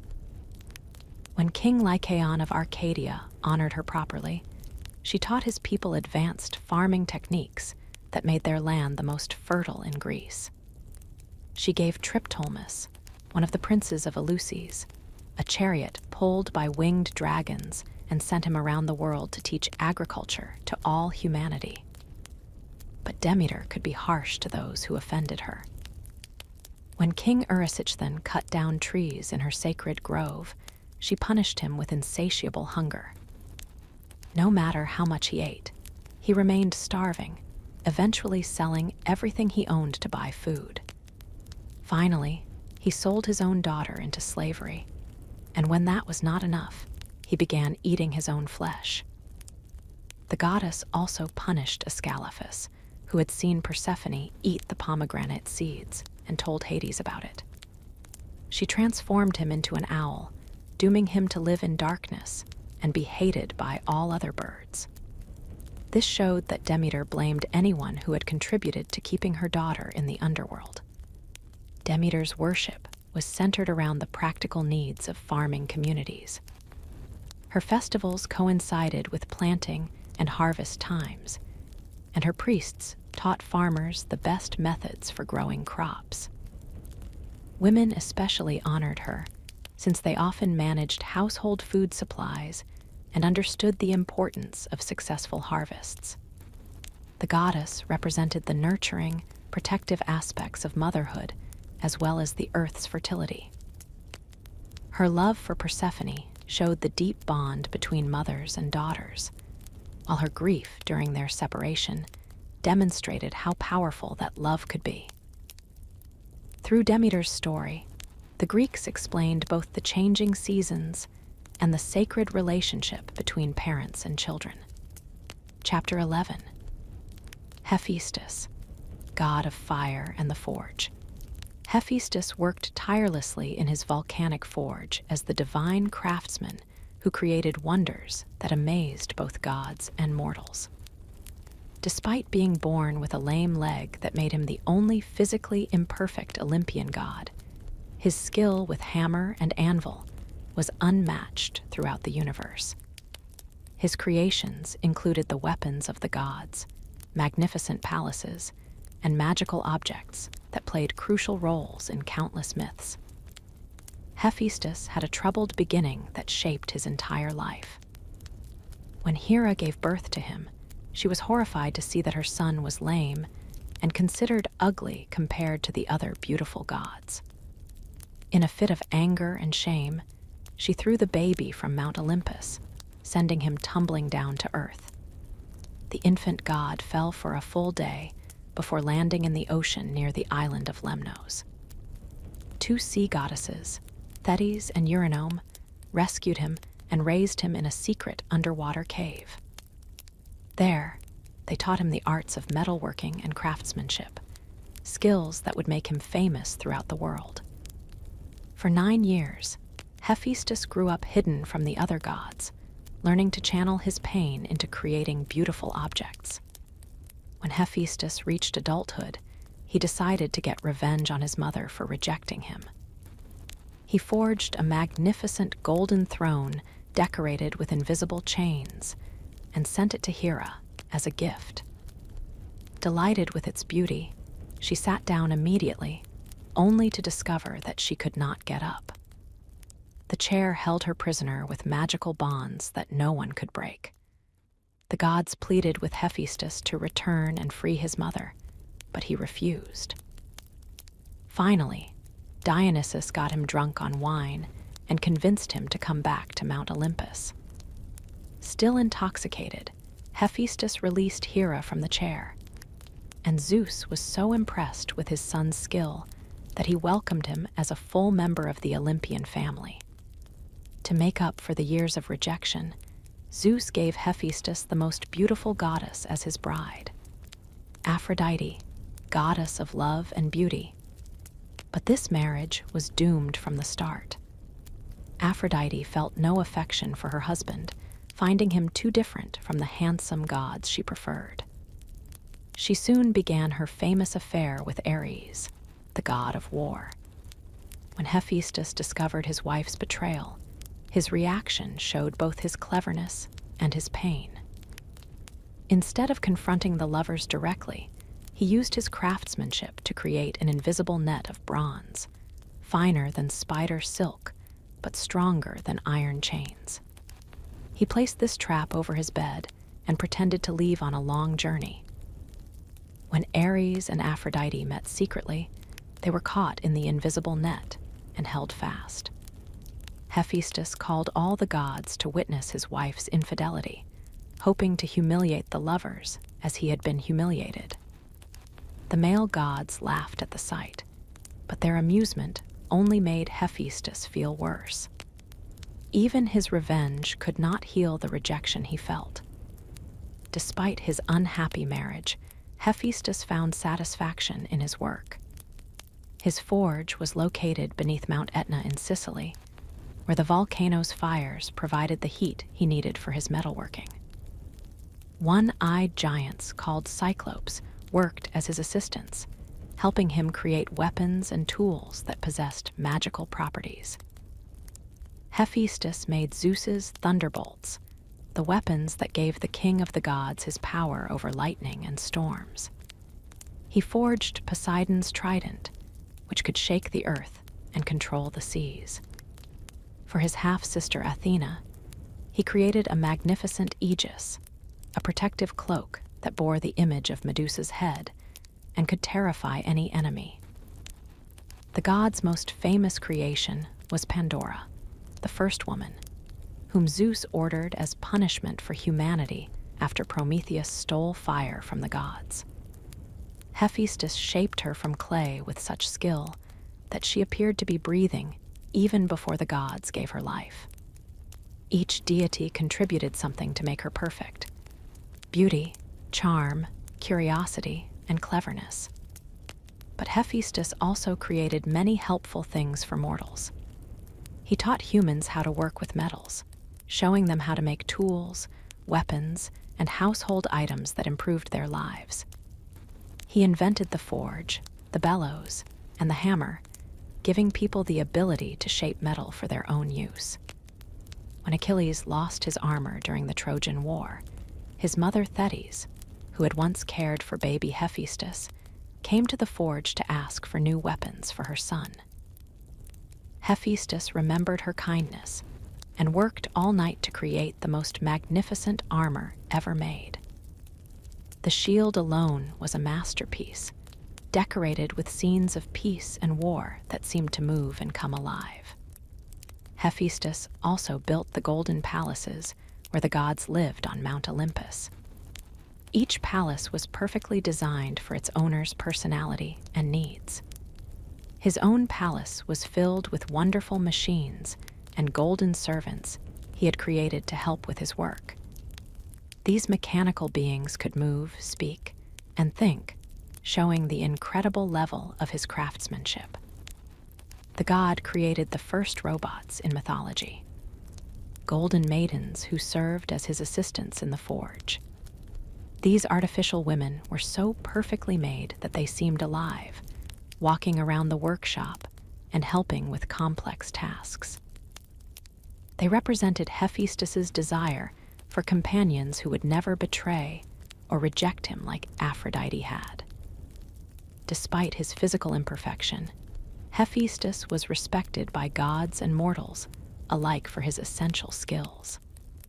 Every blacksmith prayed to him before beginning work, and craftsmen throughout the ancient world considered him their patron. His workshops employed many mortals who learned metalworking skills, spreading knowledge of technology throughout human civilization. The island of Lemnos, where Hephaestus had first landed after being thrown from Olympus, became sacred to him. The people there honored him above all other gods, and their skill in metalworking was famous throughout Greece. They believed that their volcanic island was connected to his forge, and that the god protected them in return for their loyalty. Hephaestus represented the value of skill and hard work over natural beauty or inherited advantages. Though he was mocked for his appearance and suffered from his wife's infidelity, his talents made him indispensable to both gods and humans. His story taught that true worth came from what someone could create and contribute, not from how they looked or who their parents were. The god also embodied the transformative power of fire and craftsmanship. Just as he could take raw metal and shape it into beautiful or useful objects, he showed that apparent disadvantages could be transformed into strengths through determination and skill. His forge became a symbol of creativity and the human ability to improve the world through technology and art. Chapter 12. Hermes, messenger of the gods. Hermes darted between the worlds of gods and mortals as the quickest and cleverest of all the Olympians. With his winged sandals and caduceus staff, he delivered messages from Zeus, guided souls to the underworld, and protected travelers on dangerous journeys. His mischievous nature and quick wit made him both beloved and feared, as he could be either a helpful guide or a cunning trickster, depending on his mood. From the moment of his birth, Hermes showed his talent for trouble and cleverness. Born in a cave on Mount Cyllene to the nymph Maia, he was an active baby who refused to stay in his cradle. On his very first day of life, while his mother slept, the infant Hermes crawled out of the cave and discovered a herd of cattle belonging to his half-brother Apollo. The baby god immediately devised a plan to steal the cattle without being caught. He made sandals for the cows from bark and grass, tying them backwards so their hoofprints would point in the wrong direction. Then he drove the entire herd away, walking backwards himself and sweeping away his own footprints with a branch. By the time he returned to his cradle, he appeared to be an innocent sleeping baby. When Apollo discovered his cattle were missing, he searched everywhere for the thief. The backwards hoofprints confused him completely, and he could find no trace of whoever had committed the theft. Finally, his power of prophecy revealed that a newborn god was responsible. Furious, Apollo stormed to Mount Cyllene and accused baby Hermes of the crime. Hermes lay in his cradle, looking as innocent as possible, and denied everything. "How could a tiny baby steal your cattle?" he asked sweetly. "I was born yesterday and I can barely crawl. All I know how to do is sleep and drink milk." But Apollo was not fooled and dragged the infant before Zeus to settle the matter. Zeus listened to both sides and then began to laugh. He was secretly proud of his newest son's cleverness and boldness, even though the theft was wrong. To settle the dispute, Zeus ordered Hermes to return the cattle to Apollo. But as they went to retrieve the herd, Hermes began playing a lyre he had invented from a tortoise shell and some cow gut. Apollo was enchanted by the beautiful music and forgot all about his anger. He had never heard such lovely sounds before, and he begged Hermes to teach him how to play the instrument. Hermes agreed to trade the lyre for the cattle, and Apollo was so delighted with his new musical instrument that he also gave Hermes a golden staff that could bring peace to any conflict. This staff became Hermes's famous caduceus, topped with two serpents wrapped around it and a pair of wings. The staff had magical powers that allowed Hermes to resolve disputes, make enemies become friends, and bring sleep to anyone he touched with it.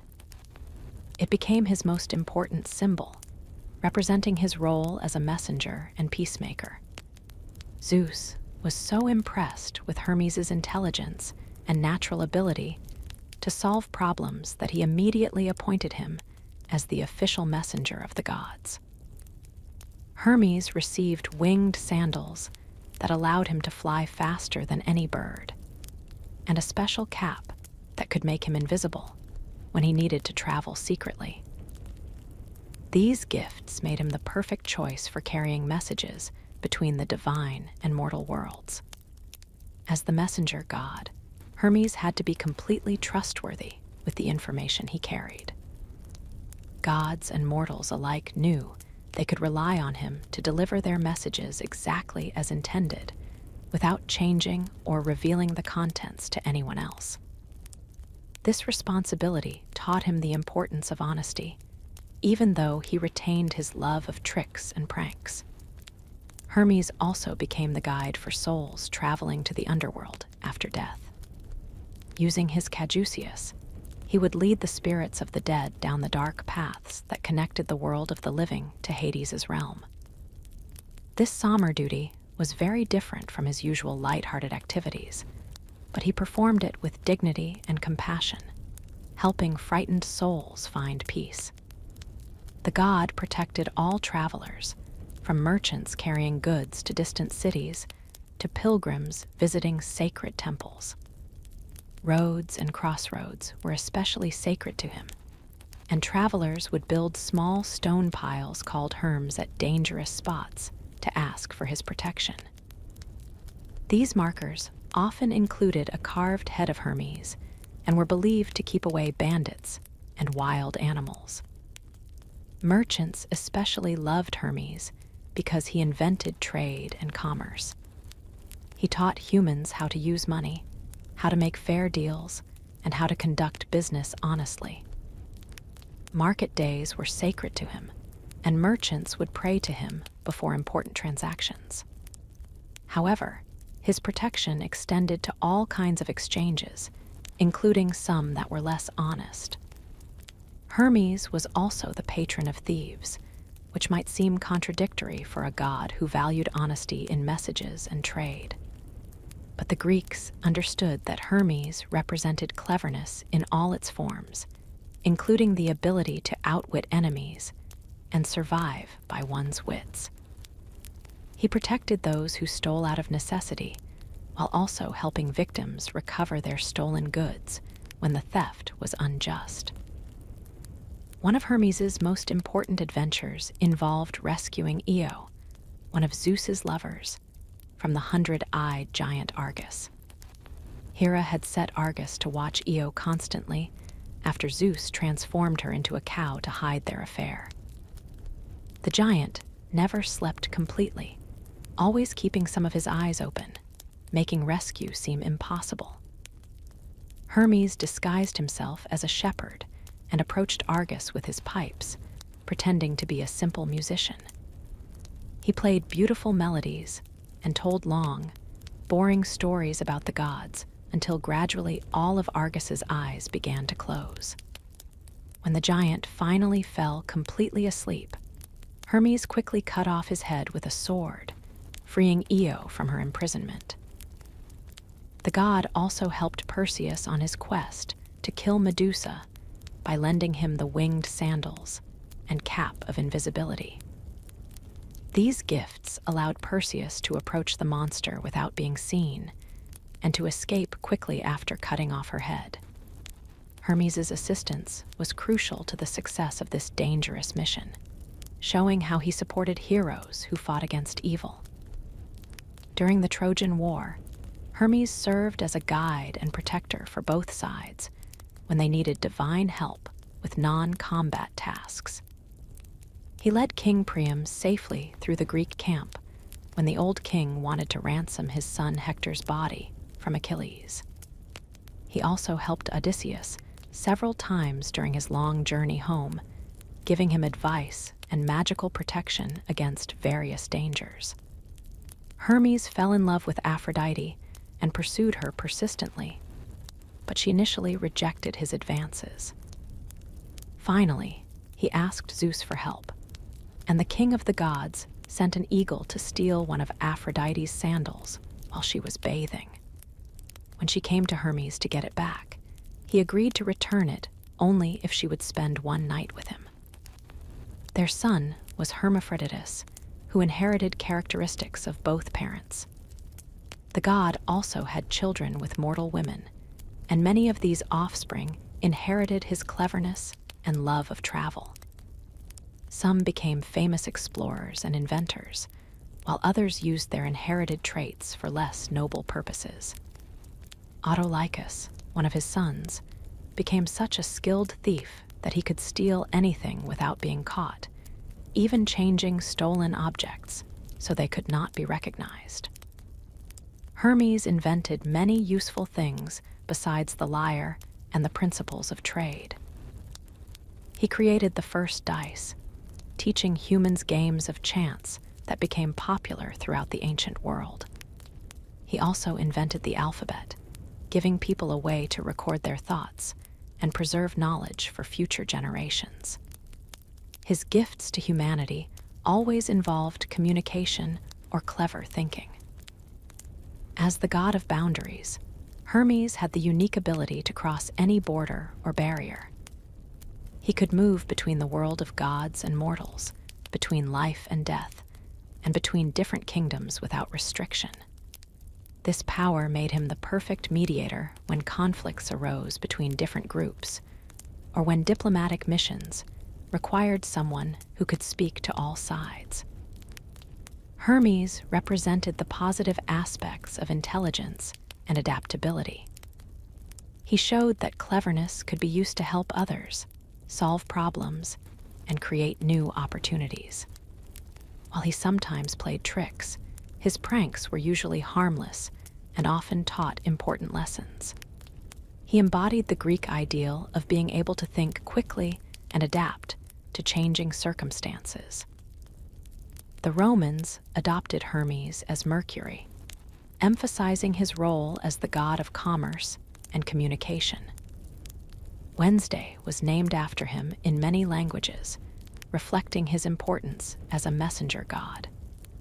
His image appeared on coins and in marketplaces throughout the ancient world, and travelers still invoke his protection when beginning difficult journeys. Chapter 13. Dionysus, god of wine and celebration. Dionysus brought joy, madness, and wild celebration to both gods and mortals as the youngest member of the Olympian family. Born from Zeus's thigh in one of mythology's strangest births, he grew up to become the god of wine, theater, and religious ecstasy. His festivals transformed ordinary people into frenzied celebrants, breaking down social barriers and revealing hidden truths about human nature. The story of Dionysus's birth began with another of Zeus's affairs, this time with Semele, a beautiful mortal princess of Thebes. When Hera discovered the relationship, she disguised herself as Semele's old nurse and visited the pregnant girl. Pretending to be helpful, Hera suggested that Semele should ask Zeus to appear before her in his true divine form, just as he appeared to Hera. Semele, eager to see her lover's real majesty, made Zeus promise to grant her one wish. When she asked him to reveal his true form, Zeus was horrified because he knew what would happen, but he could not break his oath. When he appeared as the god of thunder and lightning, his divine fire burned Semele to death instantly. But the unborn Dionysus was not lost. Zeus quickly cut the baby from his mother's womb and sewed him into his own thigh, where the child continued to develop. Months later, Dionysus was born fully formed from Zeus's leg, making him twice born and giving him a unique connection to both mortal and divine worlds. to protect his son from Hera's jealousy. Zeus gave the infant, Dionysus, to the nymphs of Mount Nysa to raise in secret. These divine women taught him about plants and nature, especially the grapevine that would become his special symbol. Under their care, Dionysus grew up wild and free, learning to transform ordinary fruit into the intoxicating wine that would make him famous. When Dionysus reached adulthood, he began traveling through the world to spread knowledge of wine making and to establish his religious mysteries. But his journey was not easy, because many people feared the wild emotions and loss of control that came with his worship. Kings and rulers often tried to ban his festivals, leading to conflicts that usually ended badly for those who opposed the god. In Thebes, his mother's hometown, Dionysus faced his greatest challenge. King Pentheus, who was Semele's nephew, refused to acknowledge Dionysus as a god and banned his worship throughout the city. The women of Thebes, including Pentheus's own mother Agave, were driven mad by Dionysus and fled to the mountains to celebrate his mysteries in wild abandon. Dionysus appeared to Pentheus disguised as a young priest and tried to reason with the king, but Pentheus only became more hostile. He ordered his soldiers to arrest the supposed priest, not realizing he was challenging a god. Dionysus allowed himself to be captured and thrown into prison, but the chains fell off his wrists and the prison doors opened by themselves. Still hoping to convert Pentheus, Dionysus offered to show him the women's secret rituals on the mountain. The god disguised the king as a woman and led him to a tree where he could spy on the celebrations. But the frenzied women, led by Agave, discovered the hidden watcher and tore him apart with their bare hands, believing he was a wild beast threatening their sacred rites. Only when Agave returned to the city carrying what she thought was a lion's head did she realize she had killed her own son. This tragedy showed the terrible consequences of denying Dionysus's power and refusing to respect the sacred madness that was part of his worship. Dionysus also encountered resistance from King Lycurgus of Thrace, who tried to imprison the god and destroy his followers. Dionysus escaped and punished Lycurgus by driving him insane. In his madness, the king killed his own son with an axe, thinking he was cutting down a grapevine. The land became barren until Lycurgus's people killed their king to appease the angry god. But Dionysus was not always vengeful. He could be generous and loving to those who welcomed him properly. When pirates captured him, thinking he was a wealthy young man they could sell as a slave, Dionysus revealed his true nature by transforming their ship. Vines grew around the mast and sails, wine flowed across the deck, and the god appeared as a great lion.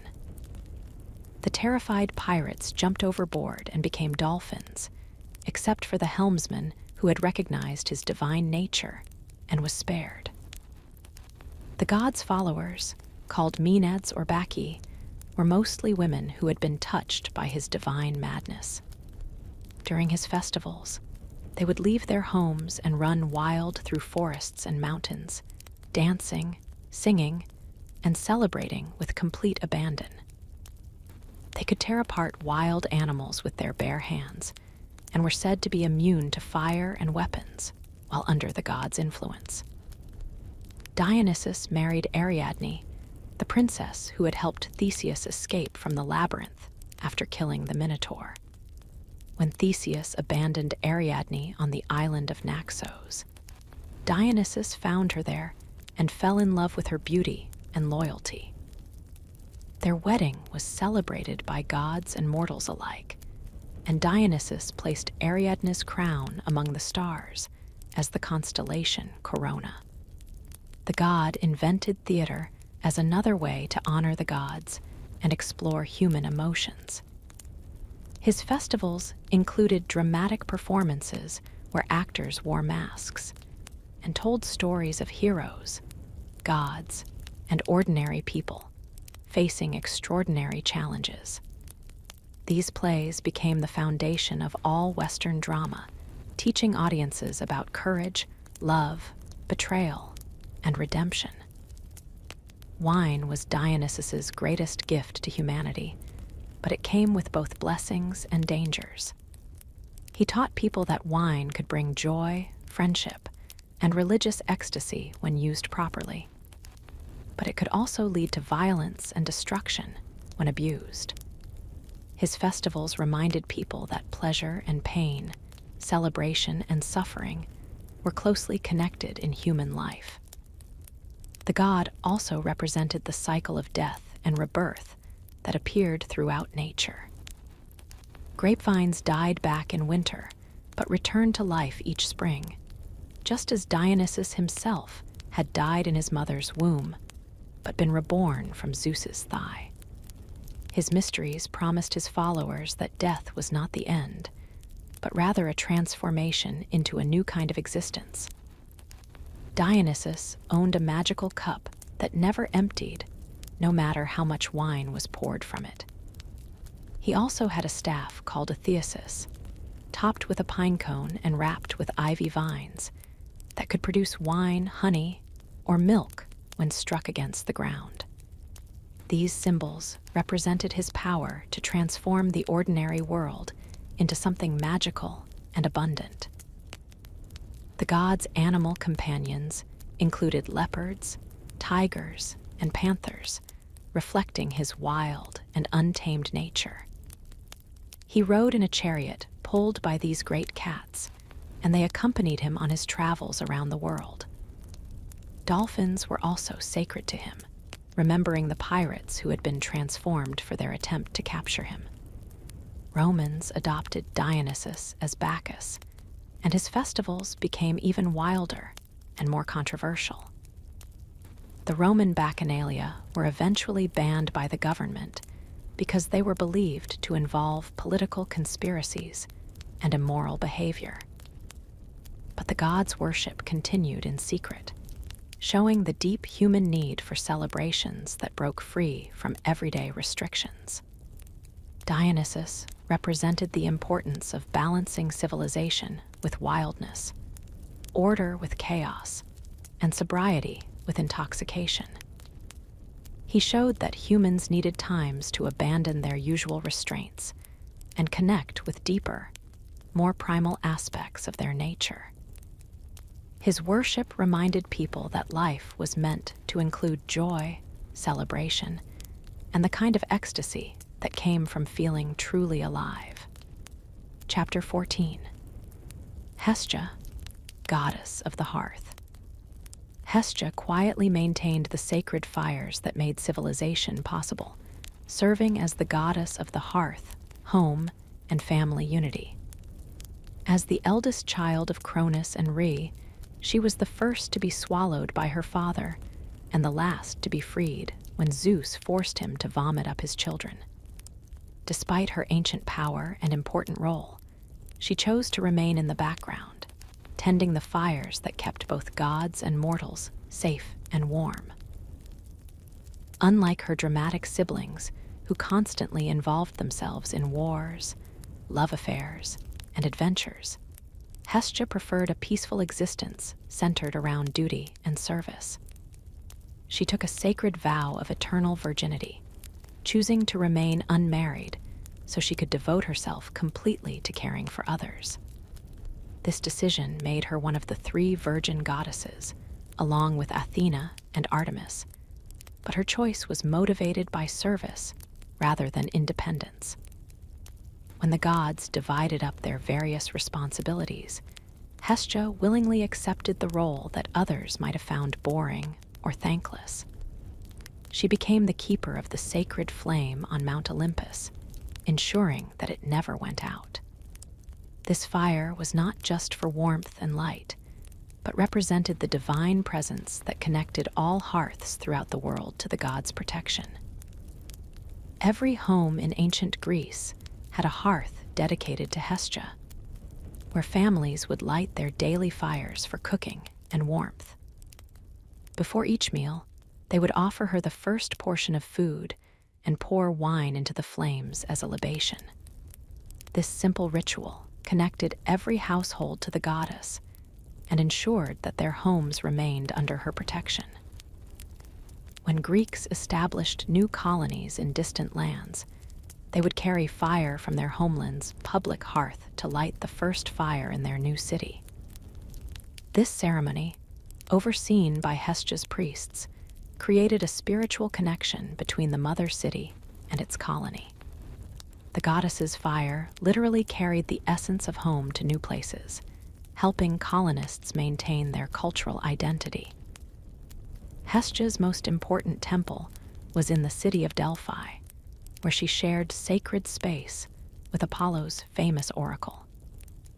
Here, the sacred fire burned continuously, tended by specially chosen priestesses who dedicated their lives to serving the goddess. This eternal flame represented the permanence of divine protection and the unbroken connection between the human and divine worlds. During the Trojan War, while other gods chose sides and fought fiercely for their favorites, Hestia remained neutral and focused on her duties. She understood that homes and families existed on both sides of any conflict, and all deserved her protection equally. This neutrality made her trusted by everyone, even when other relationships between gods became strained by the war. Hestia's peaceful nature was tested when both Poseidon and Apollo sought her hand in marriage. Both gods were powerful and persistent, and their rivalry threatened to disrupt the harmony of Mount Olympus. To prevent conflict between her brothers, Hestia swore a sacred oath before Zeus, touching his head as she vowed to remain forever virgin and devoted to her duties. Zeus was moved by his sister's sacrifice and promised to honor her always. He decreed that Hestia would receive the first offering at every sacrifice, and that her name would be invoked at the beginning of all important ceremonies. This gave her a place of honor in every religious ritual, even though she rarely appeared in dramatic myths like her siblings. The goddess also received a beautiful throne on Mount Olympus, crafted by Hephaestus from silver and decorated with golden violets. But unlike the other gods who used their thrones to display their power and authority, Hestia often gave up her seat to help others. When Dionysus was accepted among the 12 Olympians, she willingly stepped aside to make room for him, showing her generous and selfless nature. Hestia's influence extended beyond individual homes to entire communities. Every city had a public hearth where the sacred fire burned continuously, symbolizing the unity and continuity of the community. When citizens gathered for important decisions or celebrations, they would meet around this central hearth, with Hestia's presence blessing their discussions and decisions. The goddess particularly protected families and helped maintain harmony within households. She blessed marriages, watched over childbirth, and guided parents in raising their children. When family conflicts arose, people would pray to Hestia while making offerings at their hearth, asking her to restore peace and understanding among family members. Refugees and homeless people were especially dear to Hestia's heart. She understood that everyone needed the security and warmth that came from having a true home. Communities that welcomed strangers and provided them with food and shelter received her special blessing, while those who turned away people in need often found their own hearths growing cold. Hestia also protected the boundaries of the home, working with Hermes to ensure that families felt safe within their domestic space. While Hermes guarded travelers and those who crossed boundaries, Hestia made sure that homes remained sanctuaries where people could rest and recover from the challenges of the outside world. The goddess invented the art of building houses and taught humans how to construct homes that would be comfortable, safe, and spiritually blessed. She showed them how to position the hearth at the center of the home so that its warmth and light could reach every room. Her architectural knowledge helped families create spaces that promoted harmony and happiness. During festivals in her honor, entire communities would gather to share meals and celebrate their common bonds. These celebrations emphasized the importance of hospitality, generosity, and mutual support. Families would invite neighbors and strangers to join their feasts, recreating the sense of extended family that Hestia represented. Hestia's sacred animals were the pig and the donkey, both creatures that were closely associated with domestic life and the practical needs of households. Pigs provided food for families, while donkeys helped with transportation and farm work. These humble animals reflected the goddess's focus on everyday needs rather than dramatic adventures. The goddess rarely left Mount Olympus, but when she did travel, it was usually to help establish new communities or to restore harmony to troubled households. Her visits were quiet and unannounced, and she often appeared as an ordinary woman who offered practical help with cooking, cleaning, or childcare before revealing her true identity. Romans honored Hestia as Vesta, and her worship became even more important in Roman culture. The Vestal Virgins, priestesses who tended her sacred flame in Rome, were among the most respected women in the empire.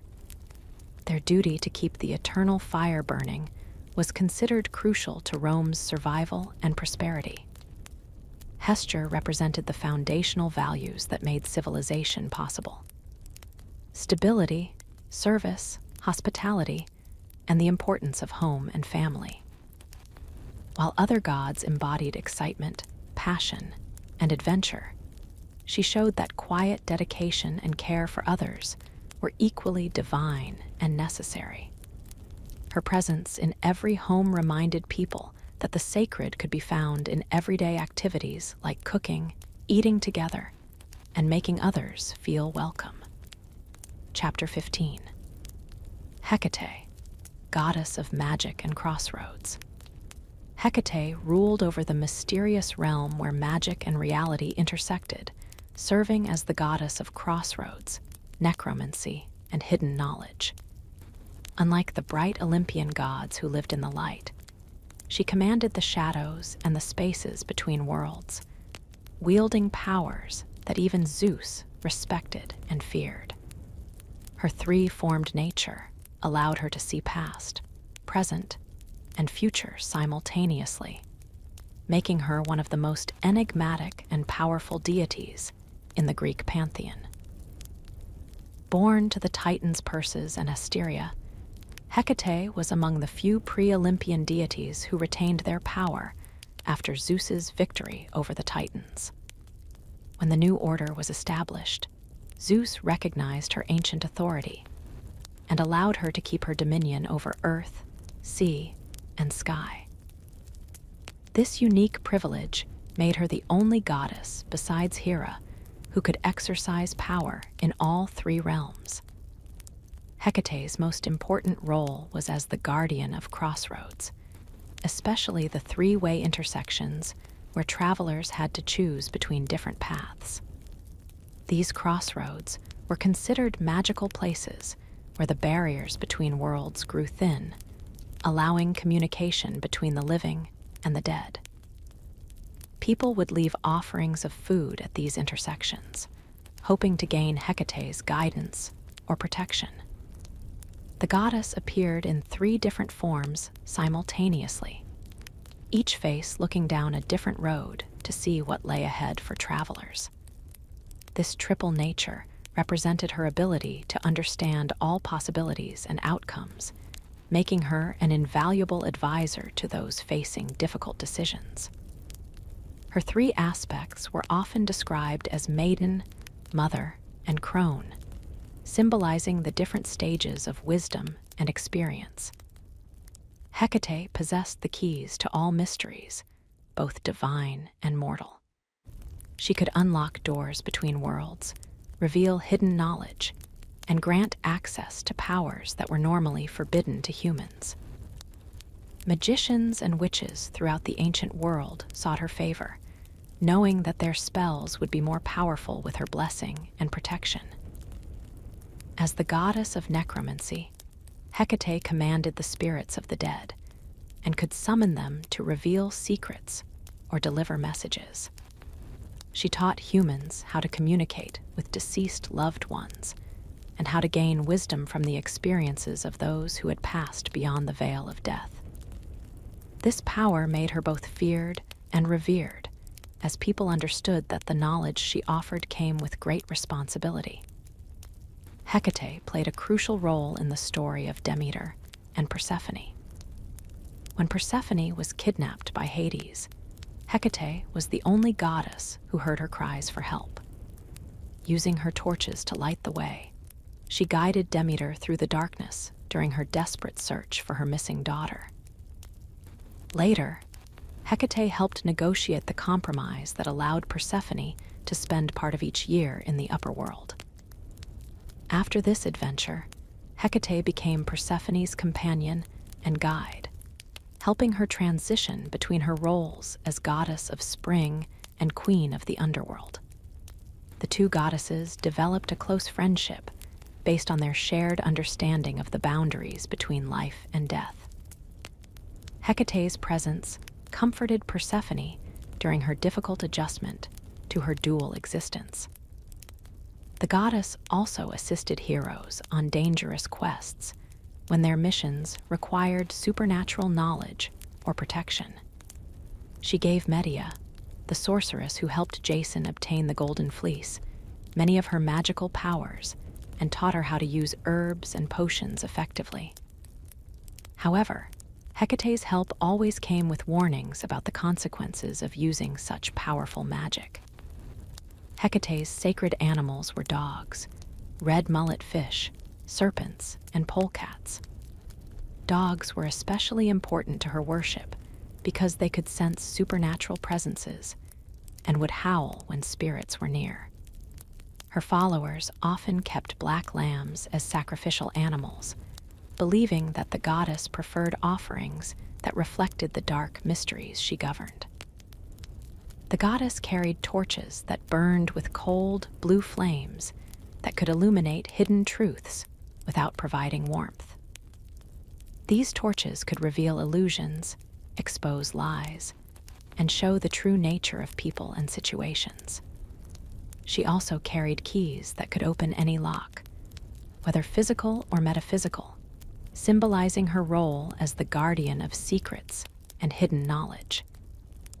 Hecate's temples were usually built at crossroads or in places where three paths met.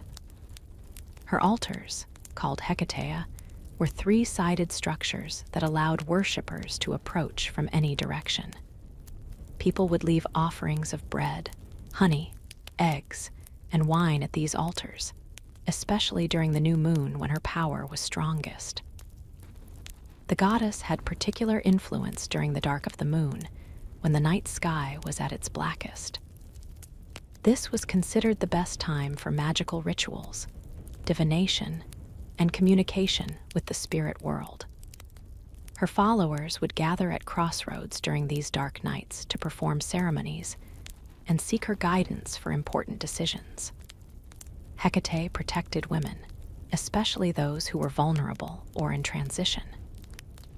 She watched over young girls coming of age, women giving birth, and elderly women who had gained wisdom through long experience. She also protected those who lived on the margins of society, including herbalists, midwives, and others who possessed knowledge that mainstream culture viewed with suspicion. The goddess taught humans about the medicinal properties of plants and how to use herbs for healing as well as magic. Many of the remedies and potions associated with ancient medicine were believed to have originated from her teachings. However, she also warned that the same plants that could heal could also harm if used incorrectly or with evil intentions.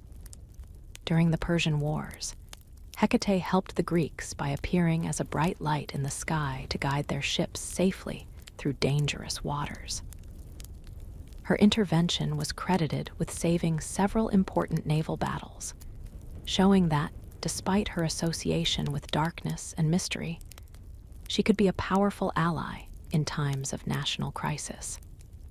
Hecate's worship spread throughout the Mediterranean world, with devotees in Egypt, Asia Minor, and Rome adapting her cult to fit their local traditions. The Romans honored her as Trivia, goddess of the three ways, and built temples at major crossroads throughout their empire. Her cult remained active well into the Christian era, testament to the deep human need for guidance through life's uncertain passages. The goddess represented the wisdom that came from embracing life's mysteries rather than fearing them. She taught that knowledge and power were available to those brave enough to venture into the unknown, but that such gifts required maturity and responsibility. Her followers learned to respect the boundaries between different realms, while understanding that these boundaries were not impassable. Hecate's greatest lesson was that transformation and growth often required traveling through dark and uncertain places. Just as her crossroads forced travelers to choose between different paths, life itself constantly presented choices that could lead to either wisdom or destruction. She offered guidance to those who sought it, but the ultimate responsibility for decisions remained with each individual. As the guardian of thresholds and transitions, Hecate watched over all the important passages in human life: birth, coming of age, marriage, motherhood, and death. She understood that these transitions were times of both vulnerability and power, when people were most open to change and most in need of divine protection and guidance.